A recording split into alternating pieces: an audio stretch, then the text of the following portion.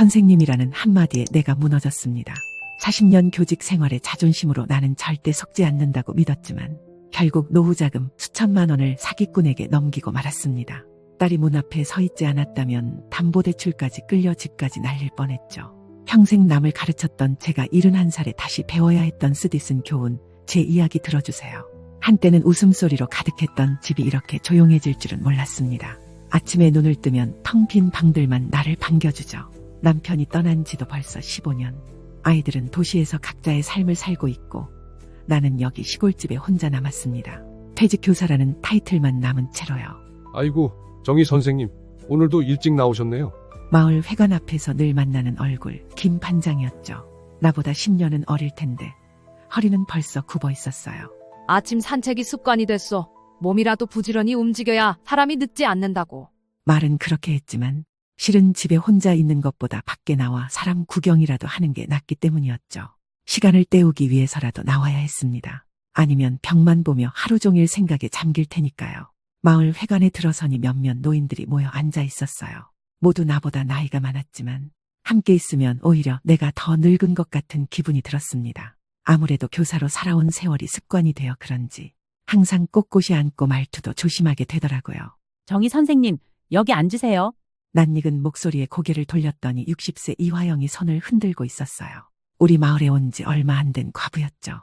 나보다 10년 정도 젊어 보이는 화영은 항상 밝고 활기찼습니다. 남편을 일찍 여의었다는 공통점이 있어 자연스럽게 가까워졌어요. 요즘 어떻게 지내세요? 자녀분들 연락은 자주 와요? 가끔씩 온다고 봐야지. 다들 바쁘다잖아. 아들은 회사 일로 정신없고 딸은 식당 운영하느라 정신이 없대. 그래도 선생님 같은 분은 자녀분들이 잘 모시겠어요. 교육자셨으니까. 속으로 쓴웃음이 나왔어요. 자식들이 나를 잘 챙겨준다고 한 달에 전화 한 번 오면 다행이죠. 명절에나 얼굴 보는 게 전부였으니까요. 하지만 그런 속내를 드러내고 싶진 않았습니다. 교사로 평생을 살아온 내게는 자존심이란 게 있으니까요. 그럼 우리 아이들이 효자 효녀지. 내가 남들에게 무슨 부러울 게 있겠어? 이렇게 허세 부리는 모습이 가끔은 내 자신도 한심하게 느껴지곤 했어요. 평생 아이들 가르치며 살았는데 정작 내 자식들은 멀리 있고 정년퇴직하고 나니 더 이상 선생님이란 호칭도 들을 일이 없더라고요. 그저 할머니, 아줌마로 불리는 평범한 노인일 뿐이었죠. 정희 선생님, 혹시 다음 주에 시간 되세요? 제가 다니는 문화치유센터가 있는데 한번 같이 가보실래요? 선생님처럼 지식이 많으신 분들이 모여서 이야기도 나누고 책도 읽고 여러 프로그램도 있어요. 갑작스런 제안에 고개를 들었습니다. 문화치유센터. 처음 들어보는 이름이었어요. 문화치유센터? 그게 뭐 하는 곳인데? 선생님 같은 분들, 그러니까 지식인들이 모여서 문화생활도 즐기고 마음의 치유도 받는 곳이에요. 제가 우연히 알게 됐는데 정말 좋더라고요. 특히 강도영 관장님이 정말 훌륭하신 분이에요. 사람을 편안하게 해주시거든요. 처음에는 그저 그런 노인 복지시설인가 싶었어요. 하지만 화영의 말을 들으니 조금 궁금해지더라고요. 평생 교사로 살아온 나로서는 지식인들의 모임이란 말에 솔깃해졌죠. 집에서 혼자 텔레비전만 보며 살아가는 요즘 뭔가 새로운 자극이 필요하다는 생각도 들었고요. 선생님이 오시면 관장님도 무척 좋아하실 거예요. 교육자 출신이신 분들을 특별히 존중하시거든요. 글쎄, 내가 가도 될지 모르겠네. 당연하죠. 센터에서 제일 환영하는 분들이 선생님 같은 분들이에요. 다음 주 화요일에 제가 모시러 갈게요. 어떠세요? 망설이는 내 모습을 본 화영이 더 적극적으로 권했어요. 한 번만 가보시면 알아요. 정말 마음이 치유되는 느낌이 들거든요. 선생님도 혼자 계시는 시간이 많으실 텐데 좋은 사람들 만나서 대화도 나누고 하면 좋잖아요. 그 말에 마음이 흔들렸어요. 사실 요즘 들어 외로움이 더 깊어지고 있었거든요. 텔레비전 소리라도 틀어놓지 않으면 집안이 너무 조용해서 견딜 수가 없었죠. 가끔은 내가 이 세상에 혼자 남겨진 것 같은 기분이 들기도 했고요. 그래, 한번 가볼게. 별로면 그냥 안 가면 되는 거잖아. 정말요? 아이고, 다행이다. 선생님 같은 분이 오시면 저도 든든하거든요. 이야기를 나누다 보니 마을 회관에 모인 다른 어르신들도 슬슬 관심을 보이기 시작했어요. 무슨 문화센터? 거기 공짜로 뭐 주는 데 아니야? 아이고, 어르신, 그런데 아니에요. 진짜 문화생활 하는 곳이라니까요. 정희 선생님 같은 분들에게 딱 맞는 곳이에요. 오시 할머니의 말에 나도 살짝 주춤했어요. 요즘 노인들 상대로 하는 사기가 많다고 하잖아요. 텔레비전에서도 가끔씩 그런 뉴스가 나오곤 했죠. 근데 돈은 많이 안 들어?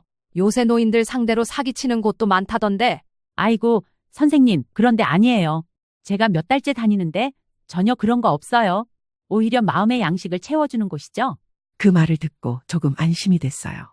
게다가 화영은 내가 꽤 신뢰하는 사람이었으니까요. 항상 밝고 솔직한 사람이라고 생각했거든요. 그래도 조심해. 우리 동네 박씨 할매 손자도 그런데 가서 돈 다 털렸다잖아. 내가 그렇게 쉽게 속을 사람으로 보여요? 평생 아이들 가르치며 살았는데 눈 하나는 있다고요. 내 말에 모두들 웃었지만 속으로는 약간 신경이 쓰였어요. 정말 괜찮은 곳일까? 하지만 이내 그런 생각을 떨쳐버렸죠. 나는 남들처럼 쉽게 속지 않는다는 자신감이 있었으니까요. 게다가 교사로 살아온 세월이 그렇게 헛되지는 않을 거라는 생각도 들었고요. 집으로 돌아오는 길, 문득 아들에게 전화해볼까 하는 생각이 들었습니다. 문화치유센터에 대해 물어볼까 싶었죠. 하지만 전화기를 꺼내들다가 다시 가방에 넣었어요. 바쁜 아들을 귀찮게 하고 싶지 않았거든요. 그리고 솔직히 아들이 걱정할까봐 두렵기도 했어요. 혹시라도 엄마, 그런데 가지 마세요. 사기일 수도 있어요라고 하면 섭섭할 것 같았거든요. 집에 도착해서 텔레비전을 켰지만 여느 때와 달리 프로그램에 집중할 수가 없었습니다. 문화치유센터라 어떤 곳일까? 혹시 내가 그곳에서 새로운 친구들을 사귀게 될까? 오랜만에 가슴이 설레는 기분이었어요. 저녁을 준비하며 생각했습니다. 평생 교사로 살아오면서 항상 인정받는 위치에 있었는데 퇴직하고 나니 그런 게 하나도 없더라고요. 누군가에게 필요한 사람이라는 느낌, 존중받는 느낌이 그리웠습니다. 혹시 그 센터에서 그런 느낌을 다시 찾을 수 있을까요? 밤이 깊어가는데도 잠이 오지 않았어요. 화영이 말한 문화치유센터가 자꾸 머릿속을 맴돌았거든요. 한편으로는 기대가 되고 또 한편으로는 불안하기도 했습니다. 나이 들어 새로운 환경에 적응하는 게 쉽지는 않을 테니까요. 하지만 이대로 계속 혼자 지내기보다는 밖으로 나가 사람들과 어울리는 게 좋을 것 같았어요. 이 집, 이 마을에서 혼자 늙어가는 것보다는요. 다음 주 화요일 어떤 일이 벌어질지 기대하며 눈을 감았습니다. 밤중에 울리는 전화벨 소리에 잠에서 깼어요. 딸 지연이었죠. 엄마, 잘 지내세요? 갑자기 걱정돼서 전화했어요. 이 시간에 웬일이야? 난 잘 지내지. 뭐가 걱정돼서 전화한 거야? 그냥요, 문득 엄마 생각이 나서요. 혹시 뭐 필요한 거 있으세요? 평소와 다른 딸의 말투에 의아했지만 한편으로는 반가웠어요. 오랜만에 딸의 목소리를 듣는 것만으로도 기뻤으니까요.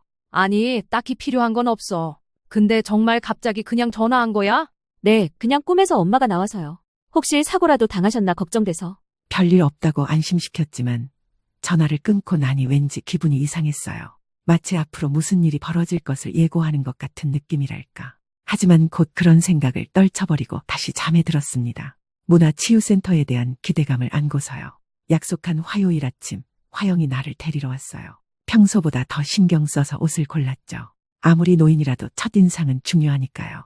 교사 시절 입던 정장 재킷에 단정한 바지를 입고 머리도 단정히 빗었습니다. 와, 정희 선생님. 오늘 젊어 보이세요?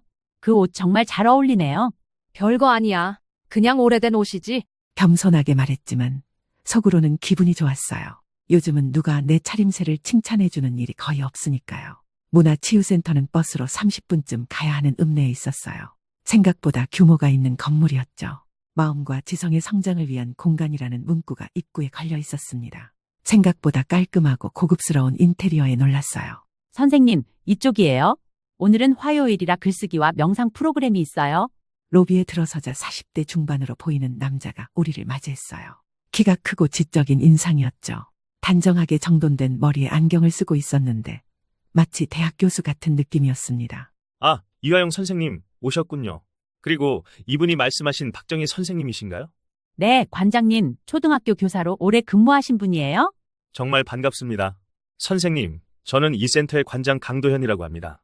그가 공손하게 두 손을 모아 인사하며 말했어요. 그런데 놀라운 건 그가 나를 선생님이라고 부른다는 거였죠. 요즘 젊은 사람들이 노인에게 이렇게 공손하게 대하는 경우가 많지 않은데 말이에요. 아, 네, 반갑습니다. 처음 방문해서 좀 어색하네요. 전혀 걱정 마세요. 선생님께서는 평생 교육자로 살아오셨다고 들었습니다. 그런 분이 우리 센터에 오신 건 정말 큰 영광이에요. 여기서는 선생님의 경험과 지혜가 큰 빛이 될 겁니다. 그의 말 한마디 한마디가 내 마음을 따뜻하게 데웠어요. 퇴직 후 이렇게 내 경력을 인정받는 느낌은 오랜만이었거든요. 선생님이란 호칭이 이렇게 반가울 줄은 몰랐습니다. 선생님, 오늘은 어떤 프로그램에 참여해보고 싶으신가요? 명상부터 시작해보실까요? 아니면 글쓰기가 더 편하실까요? 글쎄요, 처음이라 잘 모르겠네요. 추천해 주시겠어요? 그럼 오늘은 간단한 글 맞히기 게임부터 해보시는 것이 어떨까요? 센터 회원분들이 모여서 문장의 빈칸을 채우는 활동인데 교육자이신 선생님께는 아주 쉬울 것 같습니다. 그의 안내를 따라 넓은 교실 같은 공간으로 들어갔어요. 이미 열댓 명의 사람들이 모여 있었죠. 대부분 나처럼 60대 이상으로 보이는 노인들이었지만 50대로 보이는 분들도 몇 있었습니다. 여러분, 오늘 새로운 회원이 오셨습니다. 박정희 선생님이세요. 평생을 교직에 몸담으셨던 훌륭한 분이십니다. 모두 환영해주세요. 모두가 박수를 치며 나를 반겼어요. 무척 쑥스러웠지만 한편으로는 기분이 좋았죠. 얼마 만에 이렇게 많은 사람들 앞에 서는 건지. 활동은 생각보다 재미있었어요. 스크린에 유명한 시나 속담의 일부가 나오면 빠진 단어를 맞히는 게임이었죠. 아이들 가르치던 경험 덕분에 나는 거의 모든 문제를 맞췄어요. 역시 선생님이십니다. 이렇게 문학적 소양이 뛰어나신 분은 오랜만에 뵙습니다. 다른 회원분들도 연신 감탄사를 내뱉었죠. 한 할머니는 내 손을 잡고 우리 같은 늙은이들 사이에 이런 대단한 분이 계시다니 영광이라고까지 했어요. 솔직히 말하자면 그렇게 어려운 문제는 아니었어요. 하지만 그런 칭찬을 듣는 건 정말 오랜만이라 기분이 좋았습니다. 선생님, 우리 센터에서는 매달 지성의 빛이라는 소식지를 발행하는데 혹시 다음호에 선생님의 교육 경험을 짧게 글로 써주실 수 있을까요? 다른 회원분들에게도 큰 도움이 될 것 같습니다. 글쎄요, 제가 글을 잘 쓰는 편은 아닌데. 너무 겸손하세요. 선생님 같은 분이 쓰신 글이라면 분명 훌륭할 거예요. 부담 갖지 마시고 편하게 생각해보세요. 활동이 끝나고 센터 식당에서 점심을 먹었어요. 음식이 생각보다 맛있었고 다른 회원들과 대화하는 시간도 즐거웠습니다. 모두 비슷한 또래라 공감대가 많았거든요. 특히 센터에 오면서 삶이 어떻게 바뀌었는지 이야기하는 사람들의 말에 깊이 공감했어요. 점심 후에는 명상과 마음 치유 시간이었어요. 조용한 음악이 흐르는 가운데 강도현 관장이 부드러운 목소리로 명상을 이끌었습니다. 그의 목소리를 따라 눈을 감고 호흡에 집중하다 보니 오랜만에 마음이 평온해지는 느낌이었어요. 우리는 모두 소중한 존재입니다. 특히 여러분처럼 평생 남을 위해 살아온 분들은 더더욱 그렇죠. 때로는 세상이 여러분의 가치를 알아주지 않는 것처럼 느껴질 수 있습니다. 하지만 여기, 이 공간에서는 여러분의 존재 자체가 빛납니다. 그의 말 한마디 한마디가 내 마음 깊은 곳을 위로해주는 것 같았어요. 마치 오랫동안 굳게 닫혀있던 문이 서서히 열리는 느낌이랄까. 얼마나 이런 말을 듣고 싶었는지 모릅니다. 프로그램이 모두 끝나고 나올 때 강도현 관장이 손수 작은 다이어리를 건네주었어요. 선생님, 이건 저희 센터에서 처음 오신 분들께 드리는 작은 선물입니다. 앞으로 여기서 경험하실 소중한 순간들을 기록해보세요. 감사합니다. 이렇게 신경 써주시고. 당연한 일입니다. 선생님 같은 분이 오셔서 저희가 더 감사하죠. 다음 주에도 꼭 와주세요. 화요일 말고도 목요일에도 좋은 프로그램이 많답니다. 집으로 돌아오는 버스 안에서 화영이 물었어요. 어떠셨어요? 제가 말한 것처럼 좋은 곳이죠? 생각보다 괜찮더라. 오랜만에 사람들과 어울리니까 기분이 좋네. 집에 돌아와 혼자 앉아 오늘 하루를 돌아봤어요. 언제부터였을까? 이렇게 충만한 하루를 보낸 게 누군가에게 인정받고 존중받는 느낌이 이렇게 좋은 것인지 잊고 있었어요. 관장님이 준 다이어리를 펼쳐보니 첫 페이지에 작은 글씨로 이렇게 적혀 있었습니다. 박정희 선생님, 당신의 지혜와 경험은 여전히 빛나고 있습니다. 이곳에서 새로운 시작을 응원합니다. 강도현 드림. 그 짧은 문장이 내 마음을 울렸어요. 집에 돌아와 텔레비전을 틀었지만 늘 보던 프로그램에 집중할 수 없었죠. 자꾸만 오늘 센터에서 있었던 일들이 떠올랐으니까요. 특히 선생님이라 불리며 존중받던 그 순간들이요. 저녁을 준비하며 결심했어요. 다음 주에도 꼭 가야겠다고, 아니, 목요일에도 가볼까. 그동안 왜 이런 곳을 찾지 못했을까 하는 아쉬움도 들었습니다. 퇴직 후 집에만 틀어박혀 세월을 보냈으니 말이죠. 잠들기 전 관장님이 준 다이어리에 오늘의 소감을 적어봤어요.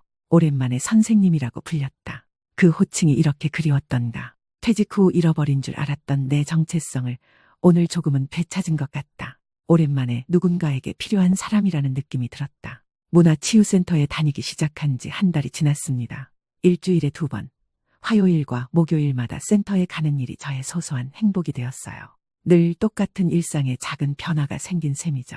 아침에 일어나면 센터에 입고 갈 옷을 고르는 재미도 생겼고요. 그날도 평소처럼 센터에 갔습니다. 로비에 들어서는데 강도현 관장님이 여러 회원들과 이야기를 나누고 계셨어요. 아, 정희 선생님 오셨군요. 오늘도 단정하시네요. 감사합니다, 관장님. 선생님, 잠시 시간 괜찮으세요? 간단히 말씀드릴 게 있습니다. 고개를 끄덕이고 관장님을 따라 사무실로 들어갔어요. 사무실은 깔끔하게 정리되어 있었고 벽에는 여러 상장과 인증서가 걸려 있었죠. 선생님, 우선 센터에 잘 적응하고 계신 것 같아 기쁩니다. 회원분들도 선생님을 무척 존경하시더라고요. 과찬이십니다. 저야말로 이곳에서 많은 위로를 받고 있어요. 사실 오늘 말씀드리려는 건 저희 센터가 다음 달부터 몇 가지 새로운 프로그램을 시작하려고 합니다.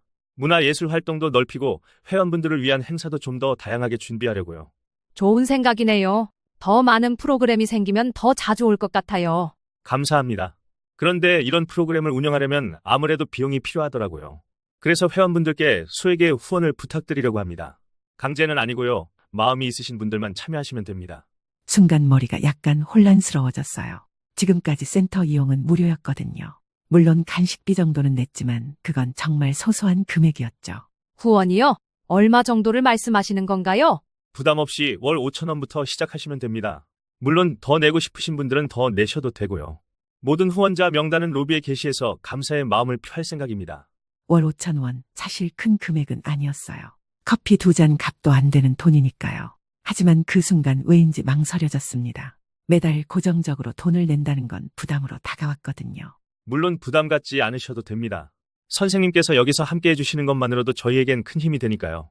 관장님의 말에 오히려 더 부담스러워졌어요. 이렇게 존중해주는데 작은 후원도 거절하면 예의가 아닌 것 같다는 생각이 들었죠. 아니에요. 좋은 일인데 저도 당연히 참여해야죠. 5,000원이면 되는 거죠? 정말 감사합니다, 선생님. 역시 교육자 출신은 다르십니다. 남을 위한 마음씨가 정말 따뜻하세요. 그의 칭찬에 괜히 뿌듯해졌어요. 별거 아닌 5,000원인데도 뭔가 의미 있는 일에 동참한 것 같은 기분이 들었죠. 여기 간단한 신청서 작성해 주시면 됩니다. 계좌 이체를 해주시면 되고요. 신청서를 작성하는데 후원 금액란에 5,000원부터 10만 원까지 선택할 수 있게 되어 있었어요. 잠시 망설이다가 5,000원에 동그라미를 쳤습니다. 프로그램이 끝나고 집에 돌아오는 버스 안에서 화영이 말을 걸었어요. 정희 선생님, 후원 신청하셨어요? 응, 5,000원으로 했어. 큰 돈은 아니니까. 저는 10,000원으로 했어요. 어차피 좋은 일 하는데 쓰이는 거니까요. 관장님이 그러시는데 선생님 같은 분이 오셔서 센터 분위기가 많이 좋아졌대요. 그 말을 듣고 괜히 기분이 좋아졌어요. 정말 내가 그곳에 필요한 사람인가 하는 생각이 들면서요. 다음 주 화요일 센터에 갔더니 로비 한쪽에 큰 게시판이 새로 생겼더라고요. 거기엔 문화치유센터 후원자 명단이라고 적혀 있었습니다. 가까이 가서 보니 이름 옆에 후원 금액까지 적혀 있었어요. 이화영 10,000원, 김미자 20,000원, 박정희 5,000원. 순간 얼굴이 화끈거렸어요. 다른 사람들은 모두 10,000원 이상인데 나만 5,000원이라니 괜히 체면이 구겨지는 기분이었죠. 저기 관장님, 아, 정희 선생님, 어서 오세요. 오늘은 특별 강사가 오시는 날입니다. 곧 시작할 거예요. 말을 꺼내려다가 그만두고 프로그램실로 들어갔어요. 그런데 프로그램이 시작되기 전 관장님이 모두에게 공지를 했습니다. 여러분, 센터 발전을 위한 후원에 참여해주신 모든 분들께 진심으로 감사드립니다. 특히 사회지도층 출신이신 박정희 선생님 같은 분들이 참여해주셔서 정말 힘이 됩니다. 여러분의 후원으로 더 좋은 프로그램을 준비하겠습니다. 순간 식은땀이 났어요. 모두가 나를 쳐다보는 것 같았거든요. 사회 지도층이라니 그건 좀 과한 표현이었지만 그래도 기분은 좋았어요. 하지만 내 이름 옆에 적힌 5,000원이 자꾸 신경 쓰였습니다. 프로그램이 끝난 후 관장님을 찾아갔어요. 관장님, 저 후원금을 좀 올리고 싶은데요. 네? 아, 선생님 정말 감사합니다. 전혀 부담 가지지 않으셔도 되는데. 아니에요. 제가 더 기여하고 싶어서요. 10,000원으로 올려주세요. 정말 감사합니다, 선생님. 역시 선생님 같은 분은 다르십니다. 아, 그리고 다음 주에는 특별 행사가 있어요. 문화 지킴이 인증식이라고. 센터를 위해 헌신하시는 분들께 작은 감사패를 드리는 행사인데 선생님도 꼭 참석해주세요. 돌아오는 길에 생각했어요. 5,000원에서 10,000원으로 올린 게 뭐 그리 대단한가 싶었지만 관장님의 반응을 보니 마치 큰일이라도 한 것처럼 느껴져서 괜히 뿌듯했죠. 그렇게 2달이 지났습니다. 어느새 저는 문화 지킴이라는 타이틀까지 얻게 되었어요. 매달 후원금도 어느새 20,000원으로 올라 있었고요. 사실 언제부터인가 후원금이 점점 올라간 건 다 체면 때문이었어요. 로비의 후원자 명단을 볼 때마다 다른 사람들보다 적은 금액이 부끄러워서 조금씩 올렸거든요. 그래도 한 달에 20,000원이면 큰 돈은 아니라고 생각했습니다. 내 용돈 정도는 쓸 수 있으니까요. 정희 선생님, 이제 센터에서 없어서는 안 될 분이 되셨네요. 관장님도 선생님 칭찬을 많이 하시더라고요. 그래? 뭐라고 하시던? 선생님 덕분에 센터 분위기가 산다고 하시더라고요. 선생님 같은 지식인이 오셔서 다른 회원분들도 더 열심히 참여한대요. 그 말이 괜히 자랑스러웠어요. 정년 퇴직 후 처음으로 내가 누군가에게 도움이 되는 사람이라는 인정을 받는 것 같았거든요. 밤에 일기를 쓰다 문득 생각했어요. 이렇게 매달 20,000원씩 낸다고 해도 내게는 그저 작은 용돈일 뿐이에요. 하지만 그 돈으로 누군가에게 도움이 된다면 이보다 더 가치 있는 일이 있을까? 이런 생각을 하니 마음이 편안해졌습니다. 그렇게 저는 문화치유센터의 열성 회원이 되어갔어요. 처음에는 그저 외로움을 달래러 갔던 곳이었는데 이제는 내 존재 가치를 확인하는 공간이 되어 있었습니다. 하지만 아직 모르고 있었죠. 그 작은 후원금이 쌓여가면서 내 마음 한구석에 작은 족쇄가 채워지고 있다는 사실을요. 그건 얼마 후에야 깨닫게 될 거였습니다. 문화치유센터에 다닌 지 벌써 석 달이 되어갑니다. 이제는 완전히 일상이 되었어요. 주변 사람들도 내가 센터에 다닌다는 걸 알고 얼굴이 밝아졌다며 칭찬을 해주더라고요. 나도 느껴요. 예전보다 활력이 생겼다는 걸. 아침에 일어나면 센터에 갈 생각에 기분이 좋아지곤 했죠. 그날도 평소처럼 센터에 갔어요. 하지만 뭔가 분위기가 달랐습니다. 로비에 화려한 현수막이 걸려 있었거든요. 특별 초청 강연, 마음의 그림자를 걷어내는 법, 마 선생님 초청 강연. 아, 정희 선생님, 잘 오셨습니다. 오늘은 특별한 날이에요. 유명한 마음치유 전문가 마창선 선생님을 모셨거든요. 꼭 참석하셔야 합니다. 마 선생님이요? 처음 들어보는 분인데. 네, 정말 대단한 분이세요.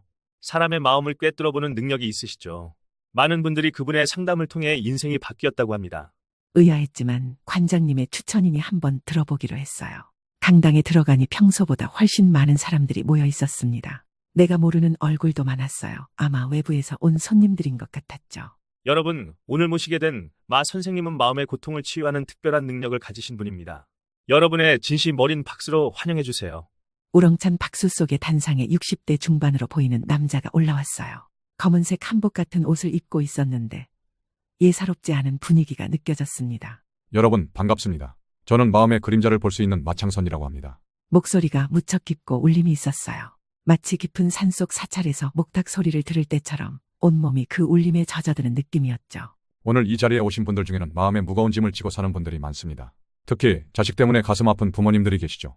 그 말에 강당 안이 숙연해졌어요. 나도 모르게 가슴이 철렁했습니다. 마치 내 마음을 들여다본 것 같았거든요. 저는 오늘 한 가지 이야기를 들려드리겠습니다.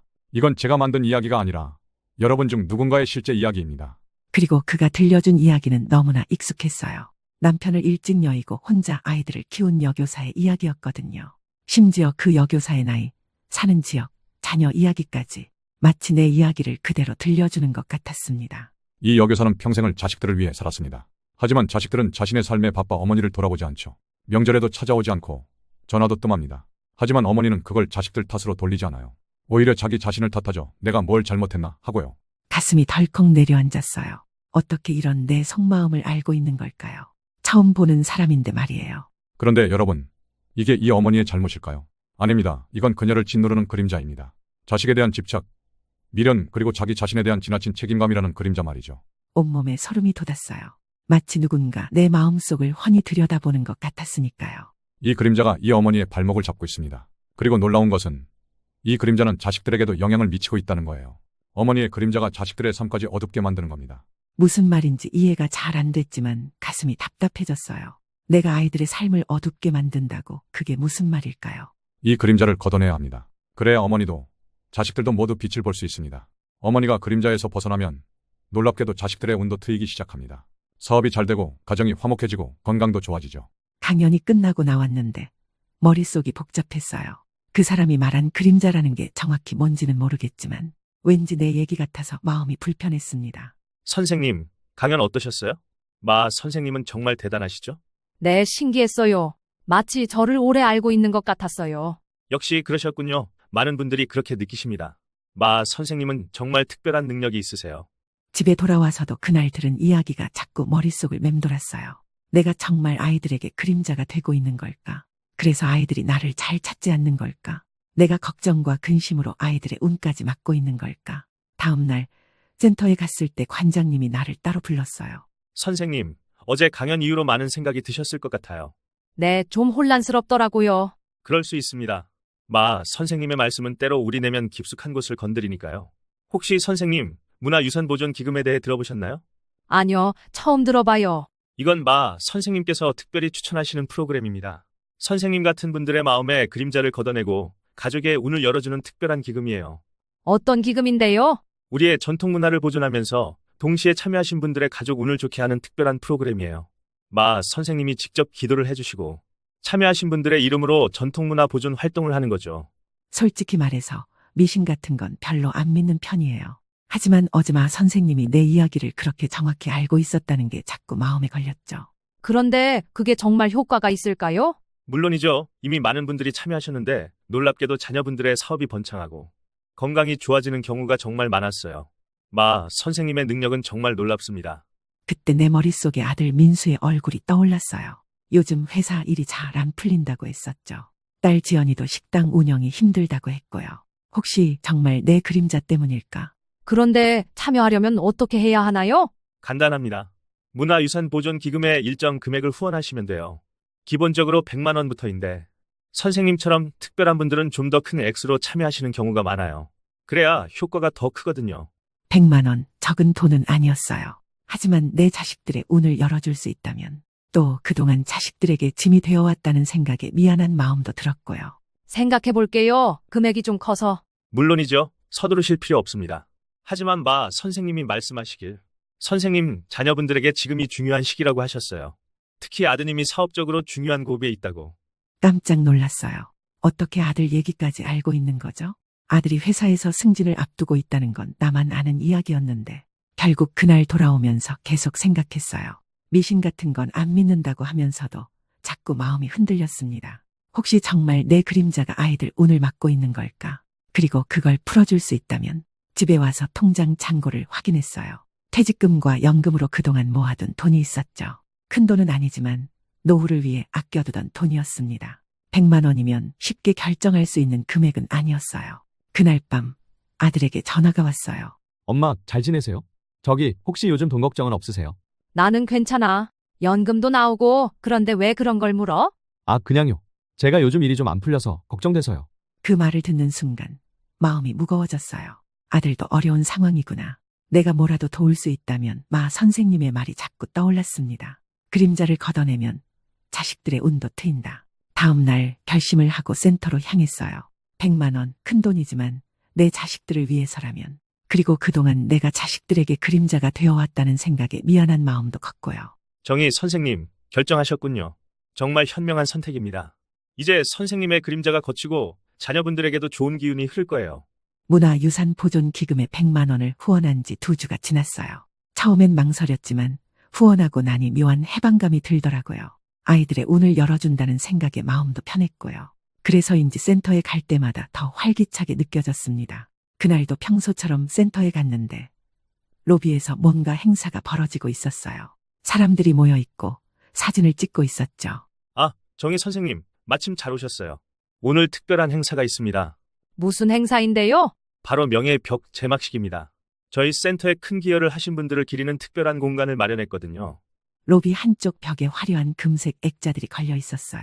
자세히 보니 그 안에는 사람들의 사진과 이름, 그리고 명예회원이라는 글자가 적혀 있었죠.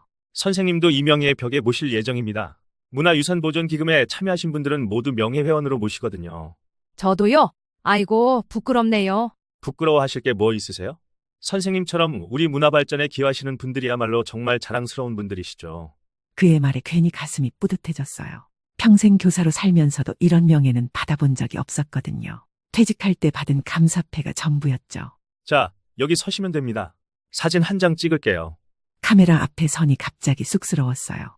그래도 환하게 웃어봤죠. 얼마 만에 사진을 찍는 건지. 자식들 결혼식 때 이후로는 제대로 사진 찍을 일도 없었으니까요. 사진을 찍고 나서 관장님이 제게 뭔가를 건네주었어요. 황금빛 테두리가 있는 인증서였습니다. 강익원 명예회원 인증서입니다. 집에 잘 모셔두세요. 앞으로 저희 센터의 모든 행사에 VIP로 초대됩니다. 집에 돌아와서 그 인증서를 거실 벽에 걸었어요. 보면 볼수록 기분이 좋아지더라고요. 뭔가 내가 가치 있는 일을 하고 있다는 느낌이 들었죠. 그런데 일주일 후 센터에서 의외의 전화가 왔어요. 선생님, 안녕하세요. 혹시 시간 괜찮으시면 잠깐 센터에 들러주실 수 있을까요? 중요한 말씀드릴 게 있어서요. 별일 아니겠거니 했지만 목소리에 긴박함이 느껴져서 바로 센터로 향했어요. 관장실에 들어가니 강도현 관장님이 심각한 표정으로 앉아 있었습니다. 선생님, 정말 죄송합니다. 제가 말씀드리지 않으면 안 될 것 같아서요. 무슨 일이신데요? 무슨 문제라도 생긴 건가요? 실은 문화유산보존기금에 참여하신 분들은 매달 관리비를 내셔야 한다는 걸 말씀 안 드렸더라고요. 제가 깜빡했습니다. 정말 죄송합니다. 순간 머리가 멍해졌어요. 관리비라니 그런 얘기는 들은 적이 없었는데요. 관리비라니요? 그런 얘기는 못 들었는데 처음 가입할 때는 일회성 후원이라고 하셨잖아요. 매달 내야 한다는 건 처음 듣는 얘기예요. 정말 죄송합니다. 제가 설명을 제대로 못 드렸네요. 문화유산보존기금에 참여하신 분들은 매달 관리비를 내셔야 해요. 그 돈으로 선생님의 가족 운을 관리하는 특별 의식을 진행하거든요. 그건 말이 안 되는 것 같은데요. 처음에는 그런 말씀 없으셨잖아요. 계약서나 안내문에도 그런 내용은 없었어요. 선생님, 진심으로 죄송합니다. 아마 제가 구두로 설명드렸을 텐데 혹시 기억이 안 나시나요? 명예회원 규정에 분명히 나와 있는 내용인데. 순간 혼란스러웠어요. 내가 그런 설명을 들었던가 기억이 나지 않았지만 혹시 내가 잘못 들었나 하는 생각도 들었죠. 요즘 가끔 기억력이 떨어지는 것 같기도 했고. 얼마나 내야 하는데요? 월 40만 원입니다. 40만 원, 숨이 턱 막혔어요. 월 40만 원이면 내 연금의 절반이 넘는 금액이었거든요. 그렇게 비싸요? 연금으로 살아가는 제게는 너무 큰 금액인데요. 그런 중요한 사항을 미리 알려주셨어야 했어요. 제가 감당할 수 있는 금액이 아니에요. 정말 죄송합니다. 제가 실수했습니다. 하지만 선생님, 이미 명예의 벽에도 모셨고 인증서도 드렸잖아요. 이미 시작된 의식을 중단하면 오히려 안 좋은 기운이 생길 수도 있어요. 특히 자녀분들에게요. 그 말에 가슴이 철렁했어요. 자녀들에게 안 좋은 영향이 갈 수도 있다니. 100만 원을 드린 것도 모두 아이들을 위한 것이었는데 이제 와서 그만두면 정말 문제가 생길까 봐 걱정이 되었죠. 그래도 저는 그렇게 큰 돈을 매달 낼 형편이 안 돼요. 다른 방법은 없나요? 아, 그러시군요. 하지만 선생님, 이미 명예회원이 되셨는데 중간에 그만두시면 다른 회원분들께도 좋지 않은 선례가 됩니다. 선생님 같은 분은 중간에 멈추면 안 돼요. 그 말에 가슴이 철렁했어요. 마치 제가 뭔가 잘못한 것처럼 들렸거든요. 체면이 구겨지는 기분이었죠. 그리고 생각해보세요. 자녀분들의 운을 위한 거잖아요. 선생님의 그림자가 걷히고 자녀분들에게 좋은 일이 생기기 시작했을 텐데 이걸 중단하면 다시 원래대로 돌아갈 수도 있어요. 그 말에 머릿속에 아이들 생각이 스쳤어요. 얼마 전 아들이 전화해서 회사에서 승진 소식이 있을 것 같다고 했었죠. 혹시 정말 효과가 있는 걸까? 그래도 40만 원은 너무 부담스러워요. 다른 방법은 없을까요? 그럼 선생님, 특별히 선생님만 30만 원으로 해드릴게요. 그래도 부담되시면 혹시 부동산이나 집이 있으신가요? 담보대출을 좀 받으시는 건 어떨까요? 그 말에 화들짝 놀랐어요. 집을 담보로 대출이라니. 그건 절대 안 된다고 생각했죠.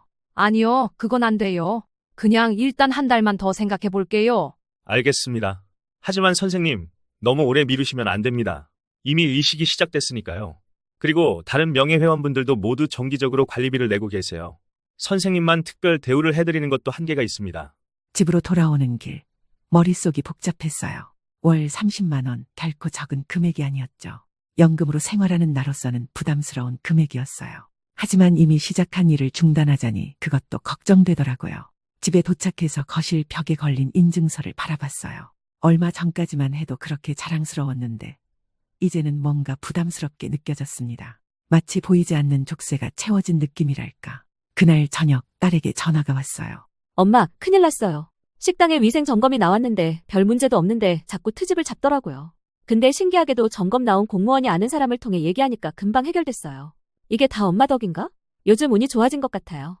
그 말을 듣고 머릿속이 더 복잡해졌어요. 혹시 정말 그 의식 때문일까? 아니면 그냥 우연의 일치일까? 결국 밤새 고민하다가 결정을 내렸어요. 일단 몇 달만 관리비를 내보자. 정말 효과가 있는지 지켜보고 그 후에 계속할지 말지 결정하기로요. 아이들을 위해서라면 내 용돈을 좀 줄이면 어떻겠어요? 다음 날 센터에 가서 관장님에게 말했어요.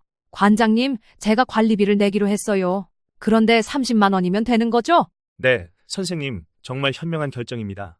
역시 선생님은 다르시네요. 자녀분들을 위해 결단을 내리시는 모습이 정말 존경스럽습니다. 그렇게 저는 매달 30만 원씩 관리비를 내기 시작했어요. 처음에는 부담스러웠지만 아이들에게 좋은 일이 생길 때마다 역시 효과가 있구나 하는 생각이 들더라고요. 하지만 몇 달이 지나면서 점점 경제적으로 빠듯해지기 시작했어요. 연금의 상당 부분이 센터로 들어가니까요. 이제는 생활비를 아끼기 위해 여기저기 절약하기 시작했습니다. 전기도 아끼고 난방도 줄이고 심지어 식비까지 줄이게 됐죠. 그래도 뭔가에 홀린 듯이 계속 센터에 다녔어요. 이제는 명예회원으로서의 체면도 있었고 무엇보다 이걸 그만두면 아이들에게 안 좋은 영향이 갈까봐 두려웠거든요. 어느새 제 주변엔 센터 관련 물건들이 가득 차기 시작했습니다. 명예회원 인증서, 행운의 부적, 특별 의식에서 받은 기념품들. 이제 내 집은 마치 센터의 전시장 같았어요. 그런데 어느 날 뜻밖의 방문객이 찾아왔습니다. 오랜만에 찾아온 딸 지연이었어요. 딸 지연이 갑자기 집에 찾아왔어요. 전화도 없이 불쑥 방문한 딸을 보니 반갑기도 하고 한편으론 당황스럽기도 했죠. 집안 곳곳에 센터에서 받은 물건들이 널려 있었으니까요. 엄마, 잘 지내셨어요? 오랜만에 얼굴 뵈러 왔어요. 그래, 잘 지냈지? 갑자기 웬일이야? 식당은? 오늘은 직원들에게 맡기고 왔어요. 엄마가 요즘 전화도 잘 안 받으시길래 걱정돼서요. 맞아요. 요즘 센터 활동에 빠져 지내다 보니 전화를 받지 못한 적이 몇 번 있었죠. 괜히 미안한 마음이 들었어요. 미안해. 요즘 좀 바빴어. 들어와서 차라도 마시자. 지연이 거실로 들어오더니 주변을 둘러보며 의아한 표정을 지었어요. 엄마, 이게 다 뭐예요? 무슨 상패랑 인증서 같은 것들이? 아, 그거? 내가 다니는 문화치유센터에서 받은 거야. 명예회원이 되어서. 문화치유센터요? 처음 듣는데. 엄마 언제부터 그런 데 다니셨어요? 내가 센터에 다닌 지 몇 달이 되었다고. 거기서 좋은 사람들도 만나고 프로그램도 참여한다고 설명했어요. 하지만 지연의 표정이 점점 어두워지더라고요. 근데 이 명예회원이란 건 뭐예요? 돈 내고 가입하는 건가요? 순간 가슴이 철렁했어요. 딸에게 내가 거액을 후원하고 매달 관리비를 내고 있다는 걸 어떻게 설명해야 할지 막막했거든요. 그게 센터 발전을 위해 약간의 후원을 했더니 명예회원으로 해줬어. 약간의 후원이요? 얼마나요? 말을 아끼려 했지만 지연의 날카로운 눈빛에 결국 사실을 말할 수밖에 없었어요. 처음에 100만 원 정도, 그리고 매달 조금씩 매달요? 얼마씩이요? 30만 원 정도. 지연이 화들짝 놀라며 소리쳤어요. 뭐라고요? 매달 30만 원이요? 엄마, 그게 얼마나 큰 돈인지 아세요? 연금이 얼마나 되신대요? 딸의 반응에 당황스러웠어요. 내가 뭔가 큰 잘못이라도 저지른 것처럼 느껴졌거든요. 그게 문화 발전에도 기여하고 또 가족들 운도 좋아진대서. 운이요? 엄마, 혹시 무슨 미신 같은 거에 빠지신 거 아니에요? 이건 완전 사기잖아요. 사기라는 말에 가슴이 철렁 내려앉았어요. 그동안 혹시나 하는 의심이 있긴 했지만 그래도 믿고 싶지 않았거든요. 특히 아이들에게 좋은 일이 생길 때마다 센터 덕분이라고 생각했었는데. 무슨 소리야? 내가 다니는 센터는 아주 훌륭한 곳이야. 거기 강도현 관장님도 정말 존경할 만한 분이시고. 엄마, 정신 차리세요. 이건 명백한 사기예요. 무슨 노인 상대로 하는 종교 사기 같은 거라고요. 그 관장님이란 사람, 엄마한테 돈 받아내려고 접근한 거예요. 화가 났어요. 내 판단력을 의심하는 딸의 태도가 불쾌했거든요. 평생 교사로 살아왔는데 내가 그렇게 쉽게 속을 사람으로 보이나 싶었죠. 지연아, 너무하는구나. 내가 평생 아이들 가르친 사람이야. 그런 사기에 넘어갈 정도로 어리석지 않아. 교사 출신이면 어때요? 이런 사기꾼들은 특히 교육자 출신 노인들을 노린다고요. 선생님이라고 존중해주면서 접근해서 돈을 뜯어내는 수법이라니까요. 그 말을 듣는 순간 가슴이 덜컥 내려앉았어요. 강도연 관장이 처음 만났을 때부터 나를 선생님이라고 불렀던 일, 그리고 내 교직 경험을 계속 칭찬하던 일이 떠올랐거든요. 하지만 그래도 인정하고 싶지 않았어요. 그동안 센터에서 느꼈던 소속감과 존중받는 느낌, 그리고 무엇보다 그림자를 걷어내 아이들에게 좋은 일이 생긴다는 믿음까지. 그게 모두 거짓이라고 하니 받아들이기 힘들었죠. 지연아, 넌 그곳에 가본 적도 없잖아. 어떻게 그렇게 단정 지을 수 있어? 지연이 한숨을 쉬더니 가방에서 태블릿을 꺼냈어요. 엄마, 이거 보세요. 인터넷에 검색해보니까 문화치유센터 관련 기사가 있더라고요. 그녀가 보여준 기사의 제목이 눈에 들어왔어요. 노인 상대 고액 기부금 사기. 주의하세요. 기사를 읽어내려가는데 심장이 빠르게 뛰기 시작했어요. 문화치유센터와 유사한 이름의 기관들이 전국 곳곳에서 노인들을 상대로 한 사기 행각을 벌이고 있다는 내용이었습니다. 특히 교사, 공무원 등 사회 존경받는 직업을 가졌던 노인들을 겨냥한다는 내용도 있었고요. 엄마, 이건 수법이 너무 비슷해요. 명예회원이라고 해서 고액 기부를 받고 그 다음엔 관리비라면서 매달 돈을 뜯어내는 거. 완전 똑같잖아요. 머릿속이 하얘졌어요. 내가 정말 사기를 당하고 있는 건가? 그동안 느꼈던 모든 감정과 경험이 모두 거짓이었다고. 믿기 힘들었지만 기사 내용이 너무나 우리 센터의 상황과 닮아 있었어요. 엄마, 지금이라도 그만두세요. 더 늦기 전에요. 얼마나 돈을 쓰셨는지는 모르겠지만 이제라도 끊어내야 해요. 하지만 내가 그동안 느꼈던 건, 그리고 너희들에게 좋은 일도. 그건 다 우연의 일치예요. 그 사람들이 가족 운을 좋게 해준다고 말하는 건 검증할 수 없으니까 하는 말이에요. 좋은 일이 생기면 자기들 덕이라고 하고 나쁜 일이 생기면 관리비가 부족해서라고 핑계대겠죠. 딸의 말이 맞는 것 같았지만 그래도 인정하기 힘들었어요. 그건 내가 얼마나 어리석었는지를 인정하는 일이니까요. 자존심이 상했죠. 그럼 지금까지 내가 다 속았다는 거네? 내가 그렇게 쉽게 속을 사람으로 보여? 엄마, 이건 엄마의 판단력 문제가 아니에요. 이런 사기꾼들은 아주 교묘하게 접근한다고요. 심리적으로 취약한 부분을 파고들어서. 취약하다는 말에 더 화가 났어요. 나는 그렇게 나약한 사람이 아니라고 생각했거든요. 됐어, 그만하자. 내가 뭐 정신이 나가서 이상한 데 빠진 것처럼 말하지 마. 난 그냥 좋은 일에 동참하고 있는 거야. 엄마, 제발 정신 차리세요. 이건 사기라고요. 지금이라도 신고해야 해요. 신고?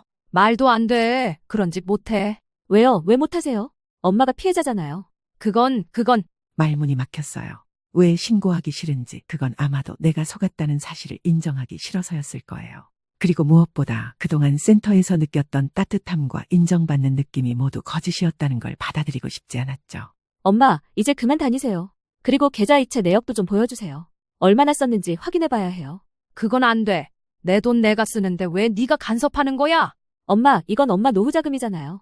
사기꾼들한테 다 털리면 어떡해요? 그 말에 가슴이 아팠어요. 내 노후 자금 정말 많이 썼죠. 하지만 인정하고 싶지 않았어요. 됐어, 그만 가봐. 나 혼자 있고 싶어. 엄마, 제발.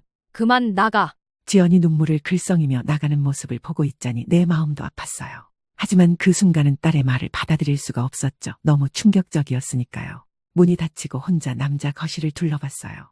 벽에 걸린 명예회원 인증서, 액자 속에 내 사진, 그리고 곳곳에 있는 센터 관련 물건들. 이게 다 사기라고 믿고 싶지 않았어요. 하지만 마음 한구석에선 의심이 자라나기 시작했어요. 처음부터 모든 것이 너무 완벽했다는 생각이 들었거든요. 내 이야기를 마치 다 알고 있는 듯한 마 선생. 나를 존중해주는 강도연 관장, 그리고 매번 적절한 타이밍에 찾아오는 관리비 인상.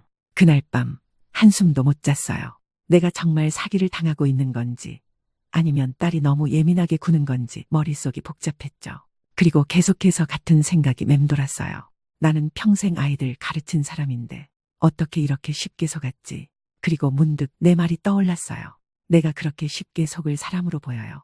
평생 아이들 가르치며 살았는데 눈 하나는 있다고요. 얼마나 자만했던 걸까요? 그 자존심 때문에 오히려 더 큰 함정에 빠진 건 아닐까? 시간이 흐를수록 딸의 말이 맞을지도 모른다는 생각이 들기 시작했어요. 딸이 다녀간 후 며칠 동안 센터에 가지 않았어요. 몸이 아프다는 핑계를 대고 전화도 받지 않았죠. 시간이 필요했거든요. 딸의 말이 자꾸 머릿속을 맴돌았어요. 정말 내가 사기를 당하고 있는 걸까? 그러던 어느 날 화영이 집으로 찾아왔어요. 정희 선생님, 괜찮으세요? 센터에서 다들 걱정하고 계셨어요. 아, 화영 씨 들어와요. 화영이 거실에 앉자 커피를 내왔어요. 예전 같으면 반갑게 맞이했을 텐데 이제는 뭔가 의심의 눈초리로 보게 되더라고요. 관장님께서 선생님 걱정을 많이 하세요. 건강이 안 좋으신가 하고요. 그래요? 글쎄, 요즘 좀 생각할 일이 많아서요. 무슨 고민 있으세요? 말씀해보세요. 망설이다가 용기를 내어 물었어요. 화영 씨, 솔직히 말해줘요. 우리 센터 정말 괜찮은 곳이에요? 가끔 신문에 노인 대상 사기 기사도 나오던데. 화영의 표정이 순간 굳더니 이내 부드러운 미소로 바뀌었어요. 아이고, 선생님, 무슨 말씀이세요? 물론 괜찮은 곳이죠? 제가 이렇게 다니고 있는데요. 혹시 누가 뭐라고 하셨어요? 딸이 와서 센터가 사기라고 하더라고요. 인터넷에서 비슷한 사례도 찾았다고. 아이고, 그런 오해를 하다니. 젊은 사람들은 다 그래요. 이해를 못하는 거죠. 저희 같은 나이대가 되어야 문화와 예술의 가치를 알게 되는데. 그녀의 말에 약간 안심이 되기도 했지만 그래도 의심은 완전히 사라지지 않았어요. 그런데 왜 관리비를 내야 하는지 모르겠어요. 처음엔 그런 얘기 없었잖아요. 아, 그건 센터가 점점 커지면서 운영비가 더 필요해진 거예요? 선생님, 우리 같은 회원들이 좀 도와야죠. 그래야 센터가 유지되니까요. 말이 이치에 맞는 것 같기도 했어요. 하지만 여전히 마음 한구석이 불편했죠. 매달 30만 원 솔직히 부담돼요. 그래요? 하지만 선생님, 생각해보세요. 자녀분들 운을 위한 거잖아요. 마 선생님이 그러셨잖아요. 어머니의 그림자가 걷히면 자녀들에게 좋은 일이 생긴다고. 그 말을 듣는 순간 갑자기 깨달음이 왔어요. 일반적인 상황이라면 화영이 내 상담 내용을 알 수 없는데 그녀가 너무 구체적으로 알고 있었어요. 그리고 생각해보니 화영은 내가 센터에 처음 가던 날부터 함께였고 매번 나에게 새로운 프로그램이나 후원을 권유할 때마다 항상 곁에 있었죠. 화영 씨는 어떻게 제가 마 선생님에게 상담받은 내용을 알아요? 화영이 잠시 당황하는 기색을 보이더니 이내 웃음으로 얼버무렸어요. 아, 그건 관장님이 말씀하시던데요. 선생님이 마 선생님 강연에 감동받으셨다고. 하지만 이제 생각해보니 더 많은 의심스러운 점들이 떠올랐어요. 화영이 이 마을에 이사 온 시기가 우연히도 내가 퇴직한 시점과 비슷했다는 것. 그리고 항상 내게 센터 이야기를 적극적으로 권유했다는 것. 심지어 내 과거 교직 생활까지 알고 있었다는 점. 이런 것들이 우연의 일치였을까요? 뭔가 이상했어요. 관장님이 모든 회원의 상담 내용을 다른 사람에게 말하고 다닐 리가 없잖아요. 프라이버시 문제가 있을 텐데. 그나저나 선생님, 좋은 소식이 있어요. 관장님이 선생님을 역사 기행 프로그램에 초대하셨어요. 역사 기행 프로그램이요? 처음 듣는 얘긴데요. 네, 1년에 딱 한 번 아주 특별한 회원들만 참여할 수 있는 프로그램이에요. 전국의 역사 유적지를 돌며 특별한 의식도 진행하고 그렇게 하면 모든 것이 완성된대요. 완성이라뇨? 무슨 의미인가요? 네, 선생님의 그림자가 완전히 걷히고 자녀분들의 운도 완전히 열린다고 해요. 특히 아드님의 승진과 관련해서 아주 중요한 시기라고 하시더라고요. 딸의 경고가 다시 머릿속을 스쳤어요. 어떻게 화영이 내 아들의 승진 이야기를 알고 있는 걸까? 나는 그 이야기를 센터에서 한 적이 없었는데 점점 더 의심이 커졌어요. 그런데 비용은 얼마인가요? 그건 조금 부담스러울 수 있어요. 5천만 원이에요? 숨이 턱 막혔어요. 5천만 원이라니. 그건 내 노후 자금의 거의 전부나 다름없었어요. 5천만 원이요? 말도 안 돼요. 그런 돈이 어디 있어요? 선생님, 진정하세요. 물론 한꺼번에 내실 필요는 없어요. 월부로 나눠서 내실 수도 있고 아니면 그녀가 잠시 망설이더니 목소리를 낮추었어요. 집이 있으시잖아요. 담보대출을 받으시면 되지 않을까요? 그 순간 딸의 경고가 확실히 맞다는 생각이 들었어요. 담보대출이라니 내 집을 걸고 그런 위험한 짓을 하라고. 안 돼요. 그런 큰 돈은 낼 수 없어요. 화영의 표정이 순간 굳어졌다가 다시 부드러워졌어요. 선생님, 좀 더 생각해 보세요. 이건 정말 놓치기 아까운 기회예요. 관장님이 특별히 선생님을 생각해서. 그래도 안 돼요. 저한텐 그런 큰 돈이 없어요. 하지만 선생님, 집이 있잖아요. 지금 부동산 시세로 보면 충분히. 그 순간 화영의 눈빛이 달라 보였어요. 마치 사냥감을 노리는 듯한 눈빛이었죠. 그제서야 모든 것이 명확해지는 것 같았어요. 화영, 처음 센터를 소개해준 그녀도 이 사기의 일부였던 거예요. 화영 씨, 당신도 그들 중 하나였군요. 네? 무슨 말씀이세요? 사기꾼들 중 하나라고요. 노인들을 찾아내서 센터로 데려가는. 화영의 표정이 완전히 바뀌었어요. 더 이상 친절한 이웃 아줌마가 아니었죠. 선생님, 무슨 말씀을 오해하지 마세요. 오해가 아니죠. 이제 다 알아요. 당신들이 노린 건 내 돈이었어. 처음부터. 화영이 한숨을 쉬더니 자리에서 일어났어요. 선생님, 이렇게 오해하시면 정말 속상하네요. 좀 더 생각해 보시고 담보대출 관련해서는 제가 아는 좋은 대출 상담사도 있으니까. 나가요. 지금 당장 내 집에서 나가주세요. 선생님, 나가요. 화영이 나가고 난 후 온몸이 떨렸어요. 분노, 배신감, 수치심 여러 감정이 한꺼번에 밀려왔죠. 내가 어떻게 이런 명백한 사기에 넘어갔을까? 어떻게 그들의 말을 고지곳대로 믿었을까? 그리고 가장 큰 충격은 화영. 내가 믿었던 그 이웃이 사실은 사기꾼의 일원이었다는 사실이었어요. 그녀는 처음부터 나를 타겟으로 삼았던 거죠. 아마 마을에 이사 온 것도 노인들을 꿰어내기 위한 계획의 일부였을지도 몰라요. 하지만 이제 와서 어떻게 해야 할지 막막했어요. 이미 100만 원의 후원금과 몇 달간의 관리비로 수백만 원을 썼는데 그걸 다시 돌려받을 수 있을까? 신고를 해야 할까? 그런데 신고를 하면 내가 얼마나 어리석었는지 모두에게 알려지는 거잖아요. 한편으로는 그동안 센터에서 쌓은 관계들, 느꼈던 감정들이 모두 거짓이었다는 사실에 마음이 아팠어요. 그들이 나를 선생님이라고 부르며 존중해준 것, 내 말에 귀 기울여주던 모습, 내가 가치 있는 사람이라고 느끼게 해준 그 모든 순간들. 그게 다 연극이었다니. 그날 밤 결정을 내렸어요. 더 이상 돈을 잃기 전에 이 사기극을 끝내야겠다고요. 하지만 혼자서는 할 수 없을 것 같았어요. 딸의 도움이 필요했죠. 전화기를 들고 딸의 번호를 눌렀어요. 지연아, 네 말이 맞았어. 엄마가 사기를 당했나 봐. 엄마, 정말요? 무슨 일 있었어요? 모든 상황을 설명했어요. 화영의 방문, 5천만 원짜리 역사 기행 프로그램, 담보대출 제안까지. 딸은 조용히 들어주었죠. 엄마, 당장 신고해야 해요. 이건 명백한 사기예요. 하지만 내가 얼마나 어리석었는지 다 알려지는 거잖아. 엄마, 그런 게 중요한가요? 지금도 수많은 노인분들이 그 사기꾼들에게 당하고 있을 거예요. 엄마가 신고해야 다른 피해자들도 구할 수 있어요. 딸의 말이 맞았어요. 내 체면보다 중요한 것이 있었죠. 이대로 두면 더 많은 노인들이 피해를 볼 테니까요. 그래, 네 말이 맞아. 신고하자. 당장 갈게요. 엄마, 용기 내줘서 고마워요. 딸과 함께 경찰서에 신고하고 나니 마음이 한결 가벼워졌어요. 물론 내가 사기를 당했다는 사실을 인정하는 건 쉽지 않았죠. 경찰관 앞에서 모든 상황을 설명하는 동안 얼굴이 화끈거렸어요. 평생 똑똑하게 살았다고 자부했는데 이렇게 쉽게 속았다니. 박정희님, 용기 내서 신고해 주셔서 감사합니다. 사실 이런 유형의 사기 사건이 최근에 많이 접수되고 있어요. 특히 교직 출신이나 공무원 출신 노인분들을 대상으로 한 사례가 많습니다. 그래요? 저만 당한 게 아니었군요. 네, 전혀요. 이런 사기는 정말 교묘하게 이루어집니다. 자존심 강하고 평생 존경받던 분들의 심리를 정확히 파고드는 수법이에요. 수사에는 시간이 좀 걸릴 수 있으니 인내심을 갖고 기다려주세요. 경찰의 말이 위로가 되면서도 한편으론 더 창피했어요. 그들이 노린 건 바로 나 같은 사람들의 자존심과 외로움이었던 거죠. 경찰서에서 돌아온 후 며칠 동안은 계속 불안했어요. 혹시 사기꾼들이 보복하지는 않을까? 또 다른 피해자는 없을까 하는 생각이 들었죠. 센터에서 만났던 다른 회원들 얼굴이 자꾸 떠올랐어요.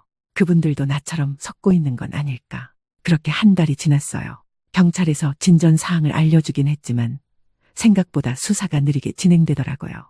사기꾼들이 이미 다른 지역으로 이동했을 가능성도 있다고 했죠. 그러던 어느 날 딸이 흥분해서 전화를 걸어왔어요. 엄마, 뉴스 보셨어요? 문화치유센터 사기당 검거 소식이 나왔어요. 급히 TV를 켰어요. 놀랍게도 정말 그 뉴스가 나오고 있었어요. 경찰이 전국적인 수사망을 펼쳐 결국 사기단을 검거했다는 내용이었습니다. 송진섭 기자입니다. 이들은 지난 3년간 전국 각지에 가짜 문화센터를 차려놓고 주로 교직 출신 노인들을 상대로 수억 원의 사기를 쳐온 것으로 드러났습니다. 특히 명예회원이라는 명목으로 고액의 후원금을 받고 이후 관리비라는 명목으로 지속적으로 금전을 갈취해온 것으로. 화면에 강도연 관장과 마 선생의 모습이 나왔어요. 그들의 실명은 전혀 다른 이름이었고 과거에도 비슷한 수법으로 사기 전과가 있는 사람들이라고 했습니다. 그리고 놀랍게도 화영의 모습도 있었어요. 그녀는 포섭책으로 노인들을 찾아내 센터로 유인하는 역할을 했다고 해요. 엄마, 봤어요? 뉴스에 나왔어요. 엄마의 신고 덕분에 많은 분들이 더 피해를 보지 않게 됐어요. 그래, 그나마 다행이구나. 사기단이 검거되었다는 소식에 안도했지만 내가 잃은 돈을 되찾을 수 있을지는 의문이었어요. 경찰에 따르면 사기단이 모은 돈 대부분은 이미 소비되었거나 해외로 빠져나갔다고 했거든요. 한 달 후 경찰서에서 연락이 왔어요. 피해자 모임이 열린다고 했죠. 망설였지만 딸의 권유로 참석하기로 했어요. 내 얼굴을 들고 다른 피해자들을 만날 수 있을지 걱정되더라고요. 피해자 모임에 가보니 20명 정도의 노인분들이 모여 있었어요. 놀랍게도 대부분이 나처럼 교사 출신이었고 공무원이나 회사원 출신도 있었죠. 모두 사회적으로 존경받던 직업을 가진 분들이었어요. 저는 35년 동안 중학교 교장으로 일했습니다. 그런데 그 사기꾼들은 제 이력을 알고 접근하더군요. 교장 선생님이라고 부르면서. 저도 비슷해요.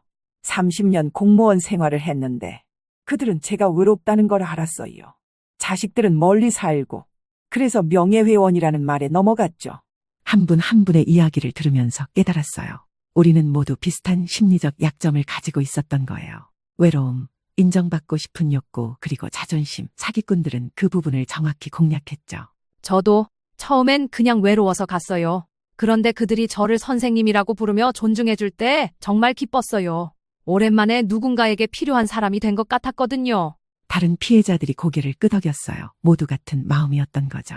여러분, 힘드시겠지만 용기를 내주셔서 감사합니다.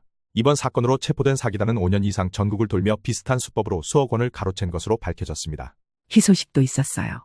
일부 자금을 추적해 몰수했기 때문에 피해금의 약 30%는 돌려받을 수 있다고 했죠.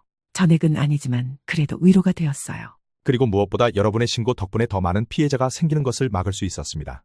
자신의 실수를 인정하고 신고하는 건 정말 용기 있는 행동입니다.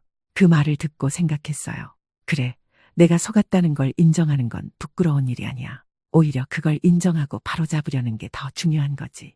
모임이 끝나고 나오는데 한 할머니가 다가왔어요. 저도 선생님이었어요. 40년 가르쳤죠. 우리가 평생 남을 가르치면서 살았는데 이제 우리 자신도 배워야 할 때가 온 것 같아요. 나이 들어서도 조심해야 한다는 걸요. 그 말에 깊이 공감했어요. 평생 남을 가르쳤지만 정작 내 자신은 세상의 위험에 대해 잘 몰랐던 거죠. 3년이 지난 지금 나는 다시 일상을 찾았어요. 사기를 당한 후 한동안은 사람들을 만나는 것이 두려웠지만 이제는 마을 활동에도 적극적으로 참여하고 있어요. 텃밭을 가꾸며 수확한 채소를 이웃들과 나누는 재미도 알게 됐고요. 물론 그때 일은 돈의 일부만 돌려받았지만 그보다 더 중요한 걸 배웠다고 생각해요. 어떤 상황에서도 내 판단력을 유지하는 법, 그리고 나이 들어서도 계속 배우고 경계해야 한다는 것을요. 아들과 딸도 더 자주 연락하게 됐어요. 내가 사기를 당한 일을 계기로 오히려 가족의 소중함을 다시 깨달은 거죠. 이제는 자식의 운을 좋게 해준다는 허황된 약속보다 진짜 가족의 정이 중요하다는 걸 알게 됐어요. 오늘도 마을을 산책하다가 예전에 문화치유센터가 있던 건물을 지나쳤어요. 이제 그곳은 다른 이름의 센터로 바뀌어 있었죠. 간판만 바꾸고 또 비슷한 수법으로 노인들을 유혹하고 있는 건 아닐까 걱정되더라고요. 근처에 나처럼 흰 머리의 할머니가 그 센터 앞에 서 있는 모습이 보였어요. 망설이다가 다가갔죠. 저기 실례지만 이 센터에 관심 있으세요? 네, 방금 지나가다 봤는데 노인을 위한 프로그램이 있다고 해서요. 잠시 망설였어요.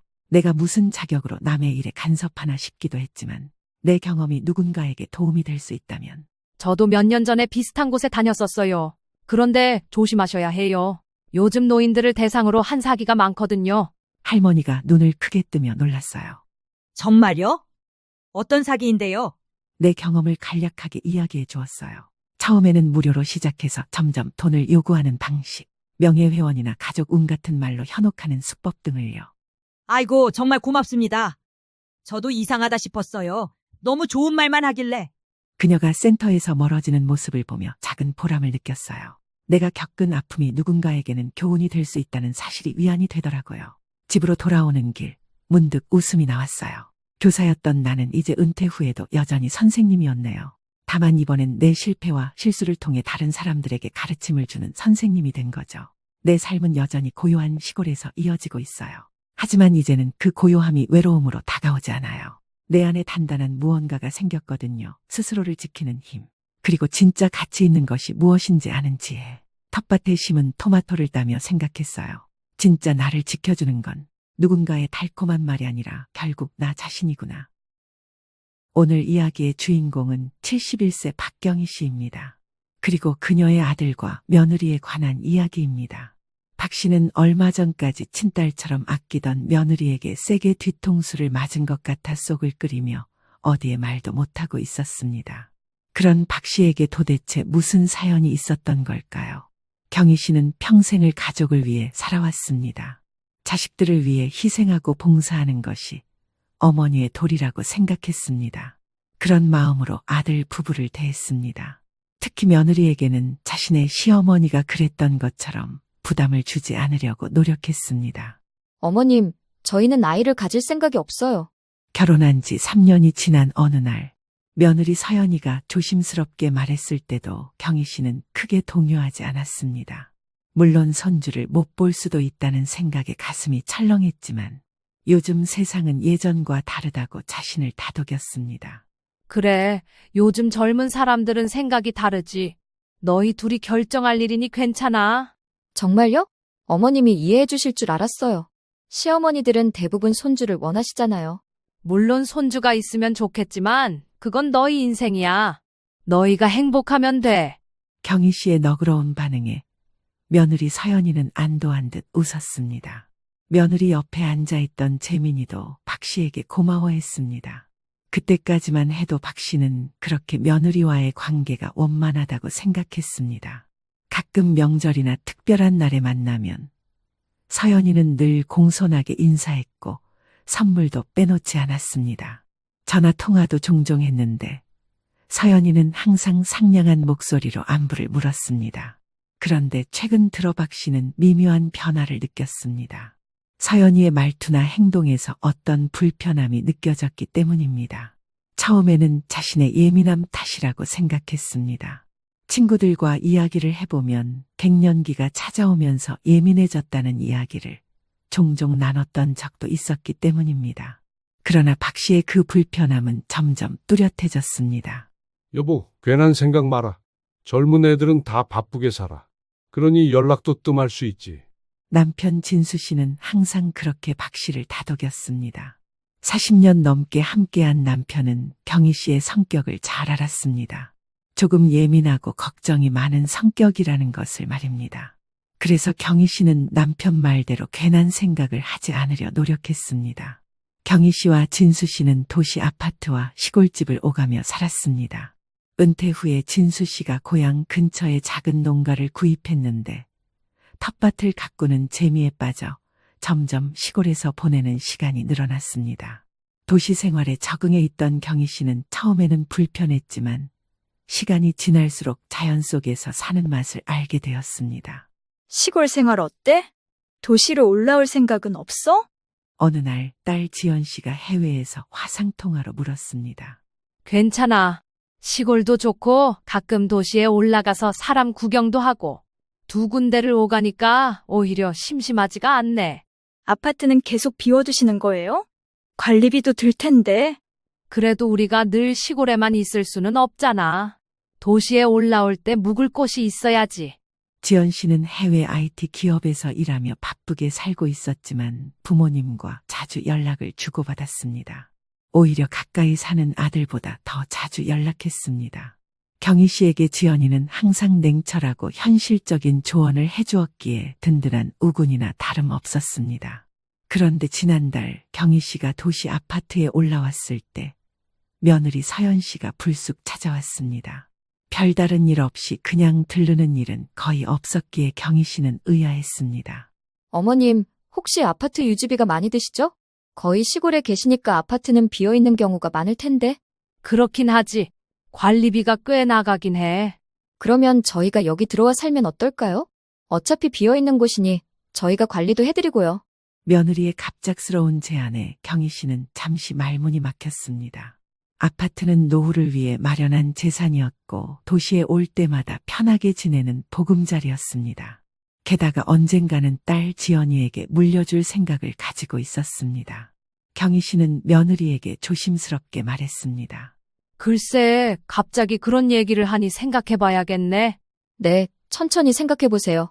어차피 어머님 거니까요. 그냥 제 생각을 말씀드린 거예요. 서연이는 웃으며 말했지만 경희 씨는 왠지 모를 불편함을 느꼈습니다. 며느리의 눈빛에서 뭔가 계산하는 듯한 느낌을 받았기 때문입니다. 하지만 곧 그런 생각을 털어냈습니다. 갑작스러운 이야기를 들었기에 박 씨는 너무 예민해진 건가 싶었기 때문입니다. 어머님, 이번 주말에 저희 친구들이 집에 놀러 오기로 했어요. 혹시 음식 좀 도와주실 수 있으세요? 며칠 후 다시 며느리 서연 씨로부터 전화 한 통이 왔습니다. 서연 씨의 부탁은 갑작스러웠습니다. 경희 씨는 서연 씨가 요리를 잘 못한다는 것을 알고 있었지만 친구 모임에 시어머니를 불러 음식을 부탁할 줄은 몰랐기 때문입니다. 그래도 경희 씨는 흔쾌히 수락했습니다. 이렇게 왕래를 하게 되면 며느리와 더 가까워질 기회라고 여겼기 때문입니다. 그래, 내가 도와줄게. 몇 명이나 와? 5명이요.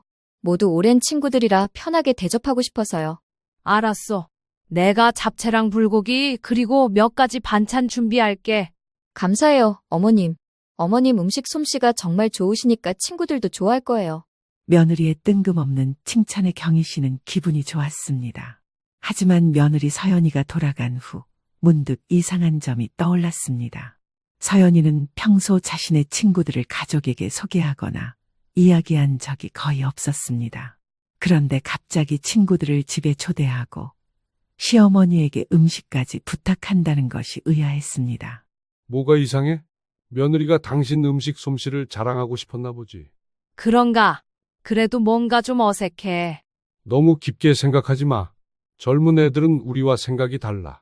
남편의 말에 경희 씨는 고개를 끄덕였지만 마음 한구석에는 여전히 의구심이 남아 있었습니다. 그래도 며느리의 부탁을 거절할 이유는 없었습니다. 경희 씨는 주말에 있을 모임을 위해 장을 봤습니다. 모든 재료를 신선한 것으로 골랐고 며느리의 친구들이 좋아할 만한 음식을 구상했습니다. 주말이 다가오자 경희 씨는 일찍 아들 집으로 향했습니다. 음식을 준비하려면 시간이 필요했기 때문입니다. 문을 열어준 서연 씨는 평소보다 들뜬 모습이었습니다. 어머님, 일찍 오셨네요. 제가 아직 청소도 다 못했는데. 괜찮아. 내가 음식 준비하는 동안 네가 청소하면 되지. 네, 감사합니다. 참, 오늘 민지가 아기를 데리고 온다고 했는데 혹시 아이 좀 봐주실 수 있으세요? 경희 씨는 서연 씨의 말에 잠시 멈칫했습니다. 음식 준비도 해야 하는데 아이까지 봐야 한다니. 요리는 몰라도 아이를 보는 건 조금 부담스러웠습니다. 하지만 며느리의 부탁을 역시 거절하지 못했습니다. 그래, 할 수 있는 만큼 해볼게. 박 씨의 승낙에 서연 씨는 환하게 웃으며 고맙다고 했지만 경희 씨는 서연이의 눈빛에서 뭔가 석연치 않은 것을 느꼈습니다. 마치 계획대로 흘러가고 있다는 듯한 표정이었습니다. 그 순간 경희 씨의 마음에 의심의 씨앗이 자라기 시작했습니다. 서연이가 자신을 단순히 이용하고 있는 것은 아닐까 하는 생각이 불현듯 들었습니다. 하지만 그 생각을 곧 지워버렸습니다. 내가 너무 나쁘게 생각하는 거야라고 자신을 타일렀습니다. 평소 착하고 다정다감했던 며느리가 그럴 리가 없다며 스스로를 다독였습니다. 그렇게 경희 씨는 부엌에서 음식 준비를 시작했습니다. 모든 것이 평범한 주말처럼 보였지만 박 씨는 알지 못했습니다. 이날의 모임이 경희 씨의 인생을 완전히 바꿔놓을 거라는 것을 말입니다. 경희 씨는 부엌에서 요리를 시작했습니다. 바삐 움직이는 손놀림이 예사롭지 않았습니다. 40년 넘게 가족을 위해 밥상을 차려온 베테랑의 솜씨였습니다. 잡채에 들어갈 당면을 삶고 불고기 양념을 준비하고 나물을 무치느라 분주했습니다. 가끔 손목과 허리가 아팠지만 며느리를 위해 최선을 다했습니다. 경희 씨는 자신의 시어머니를 떠올렸습니다. 엄격하고 까다로웠던 시어머니는 며느리인 경희 씨에게 늘 완벽한 가사일을 요구했습니다. 젊은 시절 시어머니 밑에서 고생했던 기억이 생생했습니다. 그 때문인지 경희 씨는 자신이 시어머니가 되었을 때 절대로 그런 시어머니가 되지 않겠다고 다짐했었습니다. 나는 달라야지. 서연이에게 부담을 주면 안 돼. 이런 생각으로 경희 씨는 며느리에게 늘 너그러웠습니다. 요리를 못해도 집안일에 서툴러도 참고 이해했습니다. 그리고 지금처럼 도움이 필요할 때는 기꺼이 나섰습니다. 서연아, 이거 맛 좀 봐봐. 간이 어떤지. 어머님, 정말 맛있어요. 어머님 음식은 항상 최고예요. 서연 씨는 환하게 웃으며 칭찬했습니다. 그런 칭찬을 들을 때마다 경희 씨는 뿌듯했습니다. 자신의 노력이 인정받는 것 같았기 때문입니다. 하지만 서연이가 주방을 나가는 뒷모습을 보며 경희 씨는 묘한 기분이 들었습니다. 서연이의 표정이 순간 변했던 것 같았기 때문입니다. 웃음 뒤에 숨겨진 무언가가 있는 듯 했습니다. 내가 너무 예민한 걸까? 나이가 들어서 그런가? 경희 씨는 또다시 자신의 생각을 접었습니다. 며느리를 의심하는 것 자체가 죄책감으로 다가왔습니다. 며느리에 대한 의심보다 자신의 예민함을 탓하는 편이 마음이 편했습니다. 정오쯤 되자 서연이의 친구 한 명이 먼저 도착했습니다. 민지라는 이름의 여성이었는데 아기를 안고 있었습니다. 서연 씨가 말했던 것처럼 민지라는 친구는 아기를 데리고 왔고 경희 씨에게 아이를 맡겼습니다. 아기는 겨우 걸음마를 뗀 여자아이였습니다. 아이고, 이쁜 것. 몇 개월이나 됐어? 며느리의 친구 민지 씨는 경희 씨를 보고 잠시 당황한 듯 했습니다. 서연이가 아는 체 하라며 눈짓을 했고 민지 씨는 어색한 미소를 지으며 15개월 됐다고 대답했습니다. 경희 씨는 아이를 안고 거실로 갔습니다. 경희 씨가 사라지자 뒤에서 며느리가 친구와 나누는 작은 소리의 대화가 들렸지만 경희 씨는 그저 젊은 사람들의 대화려니 하고 신경 쓰지 않았습니다. 오후 2시쯤 되자 서연이의 친구들이 모두 도착했습니다. 서연이가 소개한 친구들은 모두 젊고 활기찬 여성들이었습니다. 경희 씨는 모두에게 인사를 건넸지만 친구들은 어색하게 인사를 받고 서둘러 거실로 향했습니다. 경희 씨는 계속해서 주방에서 음식을 내오며 서연이와 친구들을 대접했습니다. 와, 이거 정말 맛있다. 서연아, 너희 시어머니 요리 솜씨 정말 대단하다. 서연 씨는 친구들의 칭찬에 미소를 지었습니다. 하지만 경희 씨가 주방으로 돌아가자마자 웃음소리가 터져나왔습니다. 무슨 웃긴 이야기라도 있었는지 밝게 웃는 얼굴들이 참으로 즐거워 보였습니다. 경희 씨는 별 신경 쓰지 않고 계속해서 음식을 나르고 정리했습니다. 한편 민지 씨가 맡긴 아이는 계속해서 울었습니다. 낯선 환경 때문인지 아이는 좀처럼 진정되지 않았고 경희 씨는 아이를 달래느라 진땀을 뺐습니다. 결국 아이를 안고 별도의 방으로 들어갔습니다. 방에서 아이와 놀아주며 TV를 조용히 켰습니다. 아이고, 우리 이쁜이. 울지 마. 할머니가 재밌는 거 보여줄게. TV에는 어린이 프로그램이 나오고 있었습니다. 아이는 오색 찬란한 영상이 나오는 TV의 시선을 고정하고 울음을 그쳤습니다. 경희 씨는 그제서야 안도의 한숨을 쉬었습니다. 그런데 방문이 살짝 열려 있어서 거실에서 이야기하는 소리가 들려왔습니다. 야, 진짜 대박이다. 그냥 시키면 다 해주네. 서연아, 너 진짜 대단하다. 어떻게 시어머니를 그렇게 잘 구슬리냐? 경희 씨는 순간 자신의 귀를 의심했습니다. 자신에 대한 이야기인 것 같았기 때문입니다. 하지만 확실히 들리지 않아 무시하려고 했습니다. 그러나 곧 더 명확한 대화가 들려왔습니다. 그냥 적당히 비위 맞추면 돼. 요즘 시골 내려가 있는데 아파트는 비어 있잖아. 그거 우리가 받아내려고. 경희 씨의 심장이 쿵 내려앉는 것 같았습니다. 서연이가 분명히 자신의 아파트를 노리고 있다고 말했습니다. 그냥 살게 해달라는 게 아니라 받아내려고라고 한 겁니다.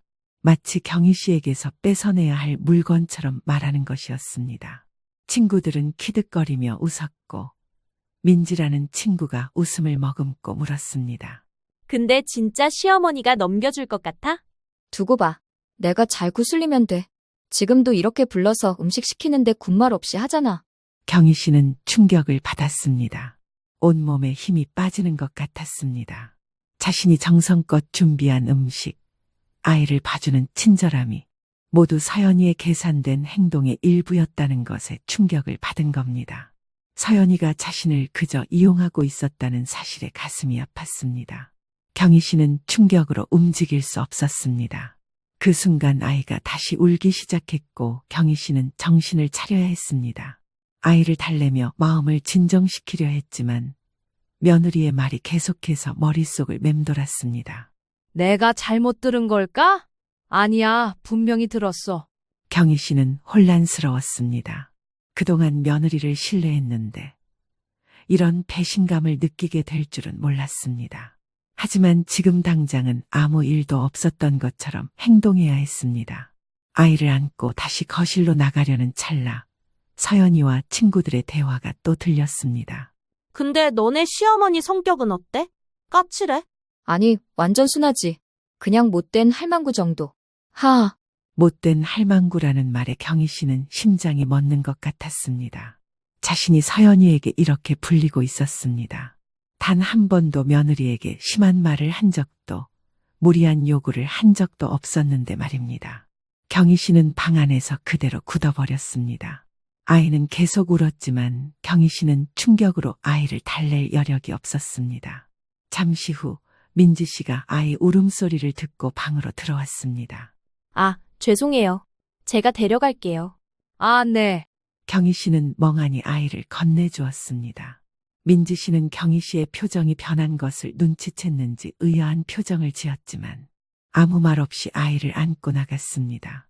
혼자 남은 방에서 경희 씨는 깊은 숨을 내쉬었습니다. 눈물이 나오려 했지만 참았습니다. 아직은 때가 아니었습니다. 모든 것을 확인해야 했습니다. 경희 씨는 주머니에서 휴대폰을 꺼내 녹음 기능을 켰습니다. 이런 행동이 옳은지는 모르겠지만 자신의 귀를 의심하고 싶었기 때문입니다. 어쩌면 자신이 오해한 것일지도 모른다는 생각에서였습니다. 녹음 버튼을 누른 후 경희 씨는 다시 거실로 나가 주방으로 향했습니다. 음식을 더 가져다 준다는 핑계로 거실 가까이에 있었습니다. 서연이와 친구들은 경희 씨가 들어오자 화제를 바꿨지만 경희 씨가 주방으로 돌아가자 다시 이야기를 시작했습니다. 근데 진짜 아파트 받아내면 팔아버릴까? 지금 시세 괜찮던데. 너무하는 거 아니야? 뭐가? 어차피 돌아가시면 상속받을 건데 미리 받는 거지. 경희 씨는 더 이상 듣고 있을 수 없었습니다. 주방에 있는 음식들을 그대로 두고 조용히 현관으로 향했습니다. 신발을 신고 아파트를 나왔습니다. 아무에게도 말하지 않고 그냥 나온 것입니다. 엘리베이터를 타고 내려가는 동안 경희 씨의 눈에서는 눈물이 흘렀습니다. 그동안 며느리를 딸처럼 생각했는데 며느리에게는 그저 못된 할망구였다는 사실이 비수가 되어 가슴을 찌르는 것 같았습니다. 그리고 자신의 아파트를 노리고 있었다는 사실에 경희 씨는 너무 배신감을 느꼈습니다. 집에 도착해서야 경희 씨는 녹음을 확인했습니다. 녹음된 대화는 경희 씨가 들었던 그대로였습니다. 이제 더 이상 의심할 여지가 없었습니다. 며느리는 분명히 자신을 이용하고 있었습니다. 경희 씨는 한동안 아무 말도 하지 못했습니다. 어떻게 해야 할지 몰랐습니다. 아들에게 말해야 할까? 하지만 아들은 항상 아내 편이었습니다. 남편에게 말해야 할까? 그러면 가족 간의 갈등만 커질 것 같았습니다. 결국 경희 씨는 아무에게도 말하지 않기로 했습니다. 일단은 더 지켜보기로 했습니다. 하지만 한 가지는 확실했습니다. 이제 더 이상 서연 씨를 무조건 믿지는 않을 것이라는 점이었습니다. 경희 씨의 마음속에는 작은 불씨가 피어오르기 시작했습니다. 그것은 자신을 배신하려는 며느리를 향한 분노였습니다. 그렇게 아들의 집에 다녀온 지 며칠이 지났습니다. 경희 씨는 평소처럼 지내려 노력했습니다. 서연 씨에게서 연락이 왔을 때도 아무 일 없었던 것처럼 받았습니다.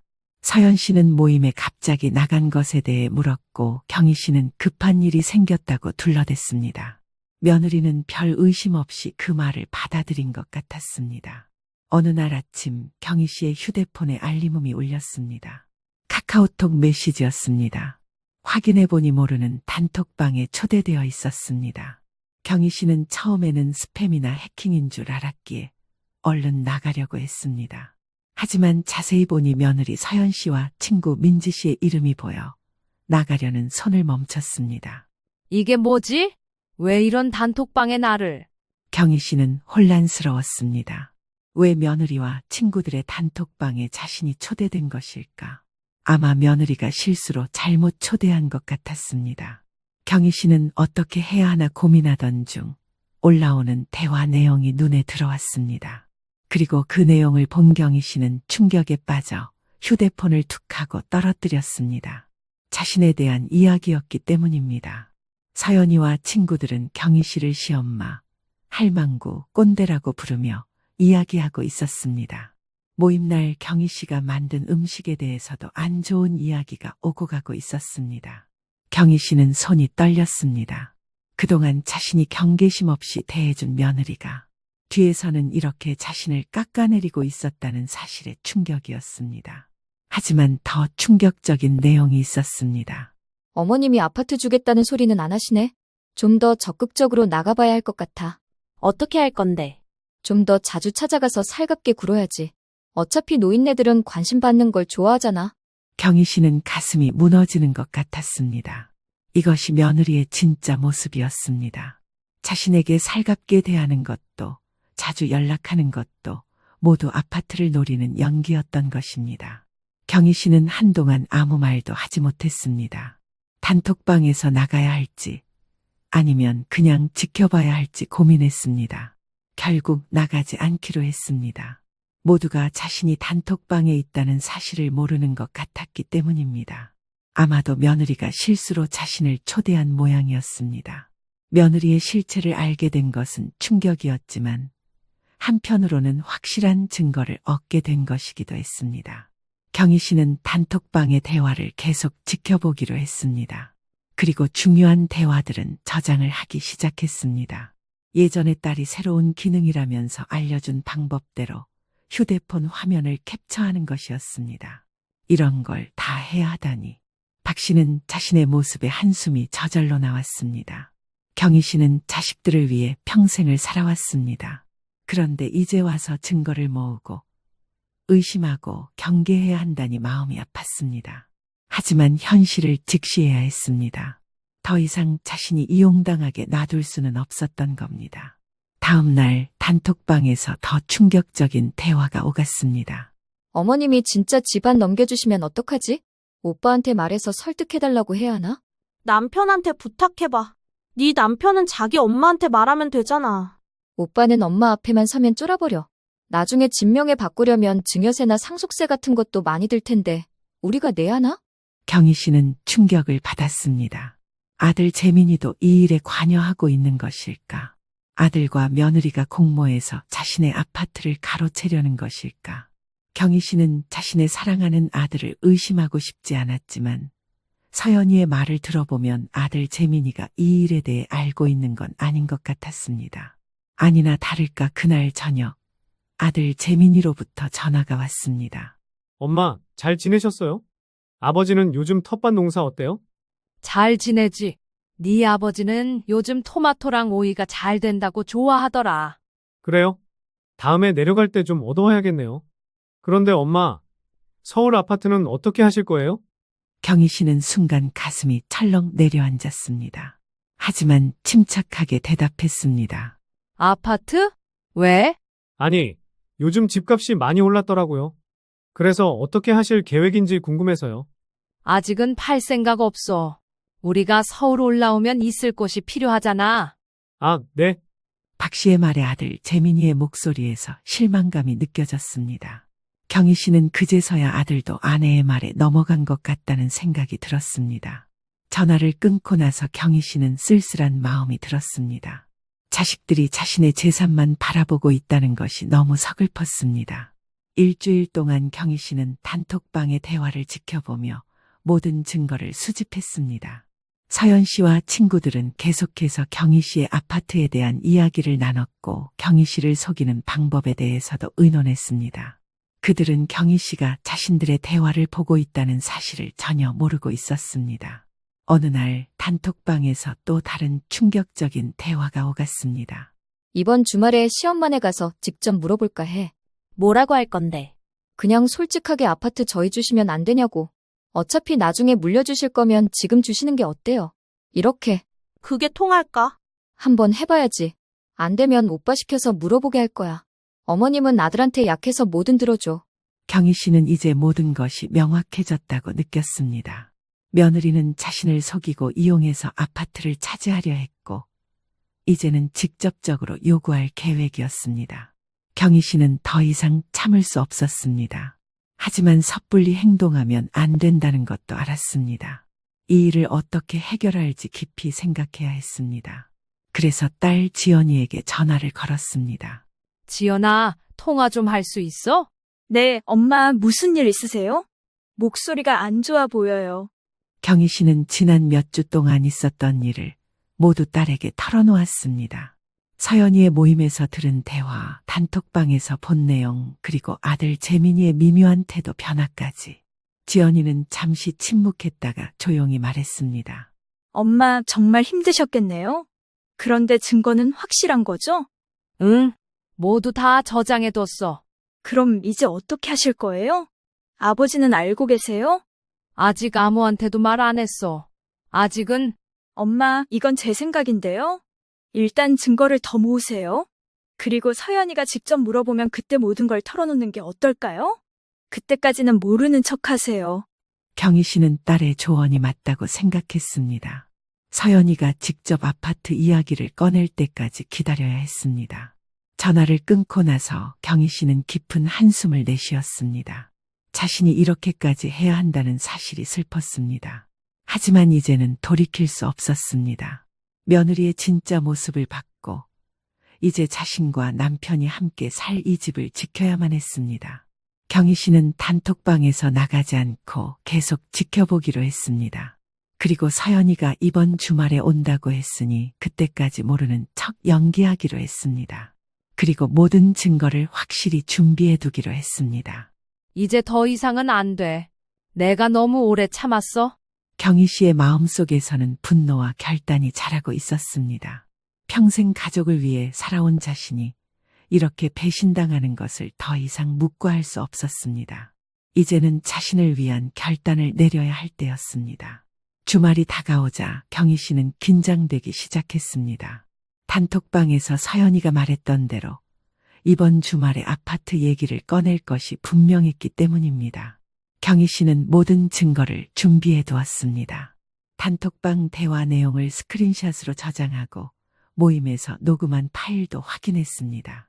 이제 며느리가 직접 아파트 얘기를 꺼내면 모든 것을 밝힐 준비가 되어 있었습니다. 토요일 오후 며느리 서연 씨로부터 전화가 왔습니다. 어머님, 내일 시간 괜찮으세요? 저희가 인사드리러 갈게요. 그래, 좋지. 오랜만에 얼굴 보는 것도 좋고. 네, 그럼 내일 점심 먹고 갈게요. 어머님, 사실 드릴 말씀이 있어서요. 그래? 내일 만나서 얘기하자. 전화를 끊고 나서 경희 씨는 깊은 숨을 내쉬었습니다. 이제 모든 것이 현실이 되어가고 있었습니다. 경희 씨는 진수 씨에게 내일 아들 내외가 온다는 것을 알렸습니다. 그래? 오랜만에 애들 얼굴 보는구나. 여보, 사실은 경희 씨는 고민 끝에 남편에게 모든 것을 말하기로 했습니다. 단톡방에서 본 내용, 녹음한 대화, 그리고 내일 있을 일까지 모두 이야기했습니다. 진수 씨는 처음에는 믿기지 않는다는 듯 놀랐다가 이내 분노했습니다. 이런 망할 놈의 세상에. 우리가 얼마나 잘해줬는데. 여보, 내일 제가 하는 대로 지켜봐 주세요. 제가 다 계획이 있어요. 진수 씨는 화가 나 있었지만 경희 씨의 말에 고개를 끄덕였습니다.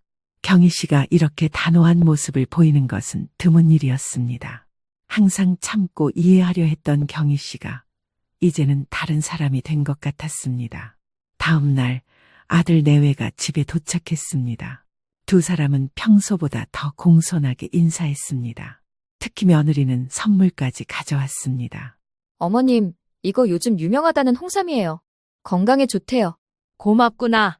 신경 썼네. 평소와 다름없이 대화를 이어가며 경희 씨는 차를 내왔습니다. 그리고 거실에 앉아 이야기를 나누기 시작했습니다. 재민이는 뭔가 불안한 듯 자꾸 서연이를 쳐다보았고 그 눈빛을 받은 서연이는 용기를 내는 듯한 표정이었습니다. 어머님, 아버님, 사실 오늘은 드릴 말씀이 있어서 왔어요. 그래? 무슨 얘기인데? 저희가 요즘 아이 계획을 세우고 있는데요. 아무래도 지금 집이 좀 좁아서요. 서연이 말은 저희가 좀 더 넓은 집으로 이사를 가야 할 것 같다는 거예요. 그래서 어머님이 서울에 가지고 계신 아파트를 저희에게 주시면 어떨까 해서요.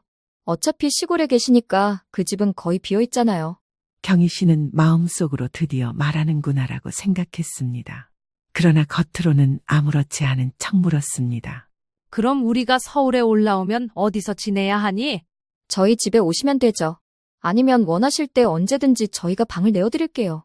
며느리의 말에 남편 진수 씨는 화가 나서 뭐라고 말하려 했지만 경희 씨가 손짓으로 제지했습니다. 경희 씨는 조용히 일어나 자신의 방으로 향했습니다. 그리고 증거들을 가지고 돌아왔습니다. 경희 씨는 예전에 딸이 선물로 보내줬던 태블릿을 들고 와서 테이블 위에 올려놓았습니다. 그리고는 단톡방의 스크린샷들을 하나씩 보여주기 시작했습니다. 서연아, 이게 무슨 내용인지 설명해 줄래? 서연이는 화면을 보고 얼굴이 하얗게 변했습니다. 자신이 친구들과 나눈 대화였습니다.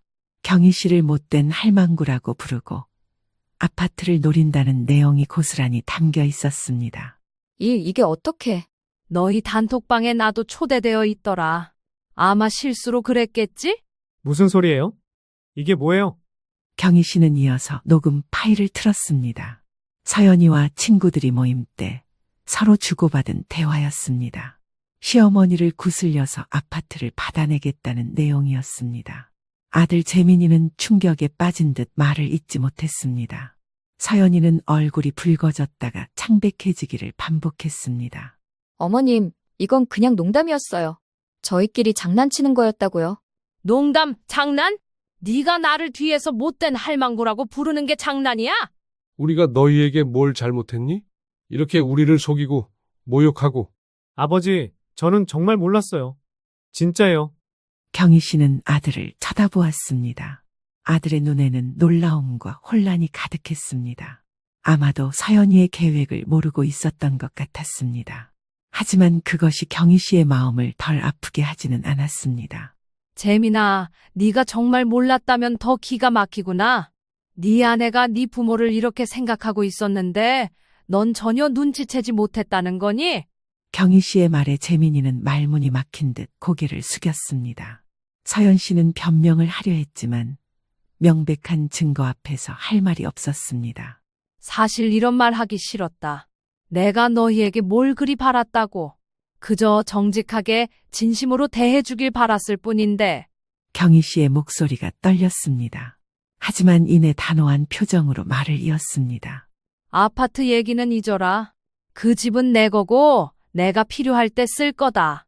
너희가 원하는 대로 해줄 생각 없어. 어머님, 제가 잘못했어요. 정말 죄송해요. 다시는 이런 일 없을게요. 이제 와서 미안하다고.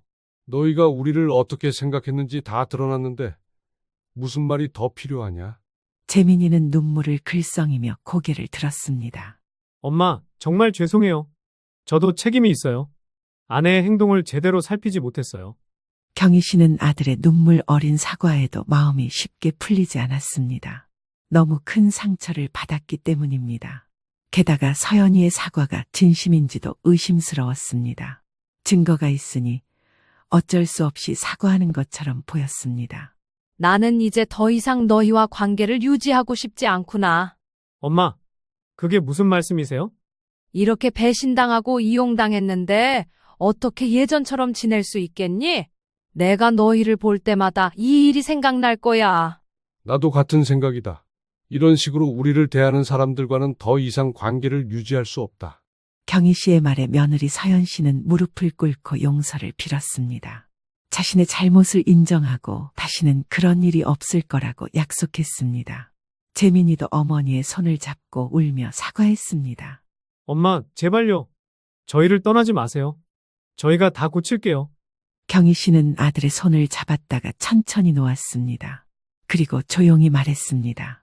내가 널 낳고 키울 때 이렇게 될 줄은 몰랐다. 내 아들이 이렇게 나를 실망시킬 줄은.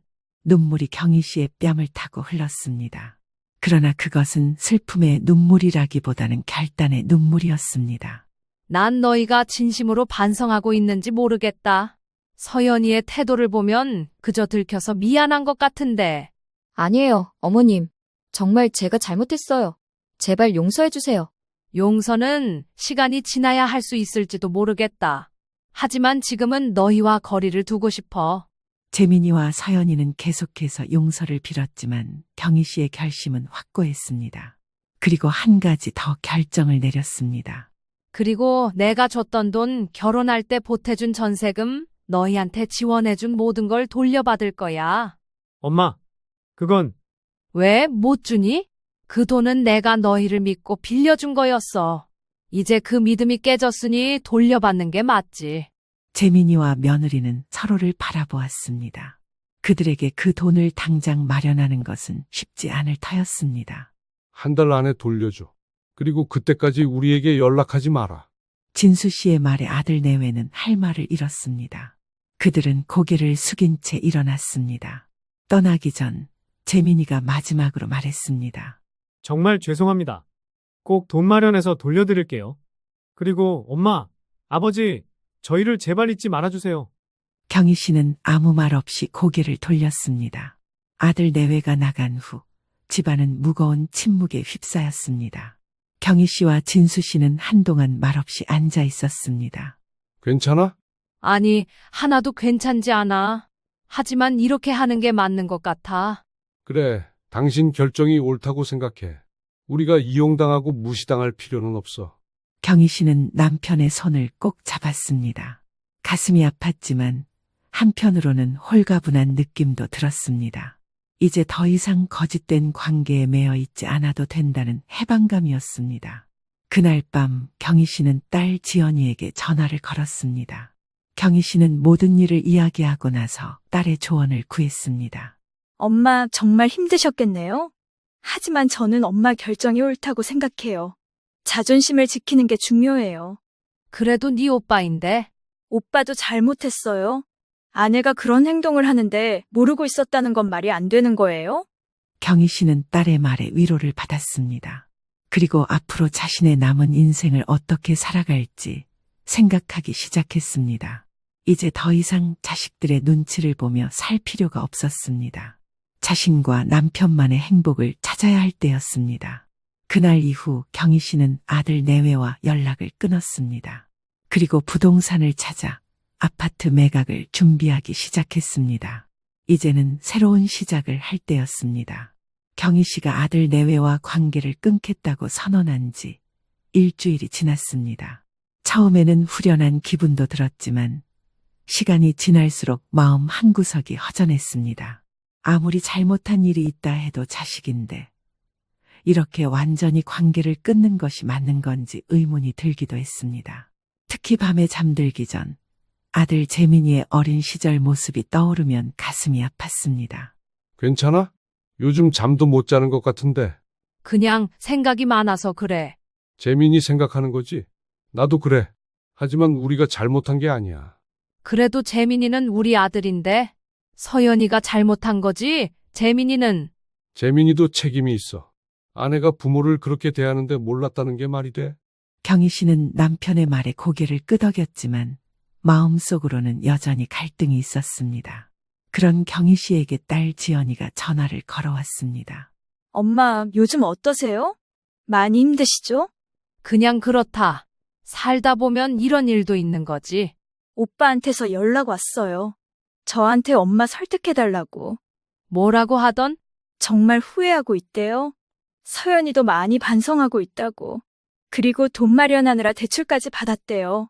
경희 씨는 한숨을 내쉬었습니다. 돈을 돌려받는 것은 중요했지만 그것이 전부는 아니었습니다. 더 아픈 것은 배신감이었습니다. 자신이 믿고 의지했던 사람이 뒤에서 자신을 못된 할망구라고 부르며 비웃었다는 사실이었습니다. 엄마, 제가 한 가지 제안을 해도 될까요? 뭔데? 돈은 받으세요. 그건 당연한 거예요. 하지만 완전히 관계를 끊는 건 조금 더 생각해 보시면 어떨까요? 오빠도 정말 잘못했다고 많이 울었대요. 경희 씨는 딸의 말에 잠시 생각에 잠겼습니다. 마음 한구석에서는 아들과의 관계를 완전히 끊고 싶지 않다는 생각이 있었습니다. 하지만 또 다른 한편으로는 이번 일로 아들과 며느리를 다시는 믿을 수 없을 것 같다는 불안감도 있었습니다. 지연아, 엄마가 좀 더 생각해 볼게. 하지만 쉽지 않을 것 같다. 네, 엄마 서두르지 마세요. 천천히 생각하셔도 돼요. 저는 엄마 결정을 존중할게요. 통화를 마치고 경희 씨는 창밖을 바라보며 깊은 생각에 잠겼습니다. 과연 자신이 내린 결정이 옳은 것인지, 앞으로 어떻게 해야 할지 고민이 되었습니다. 하지만 이런 고민 속에서도 한 가지 확실한 것은 이제 더 이상 예전처럼 순진하게 아들 내외를 믿지는 않을 것이라는 점이었습니다. 며칠 후 아들 재민이로부터 연락이 왔습니다.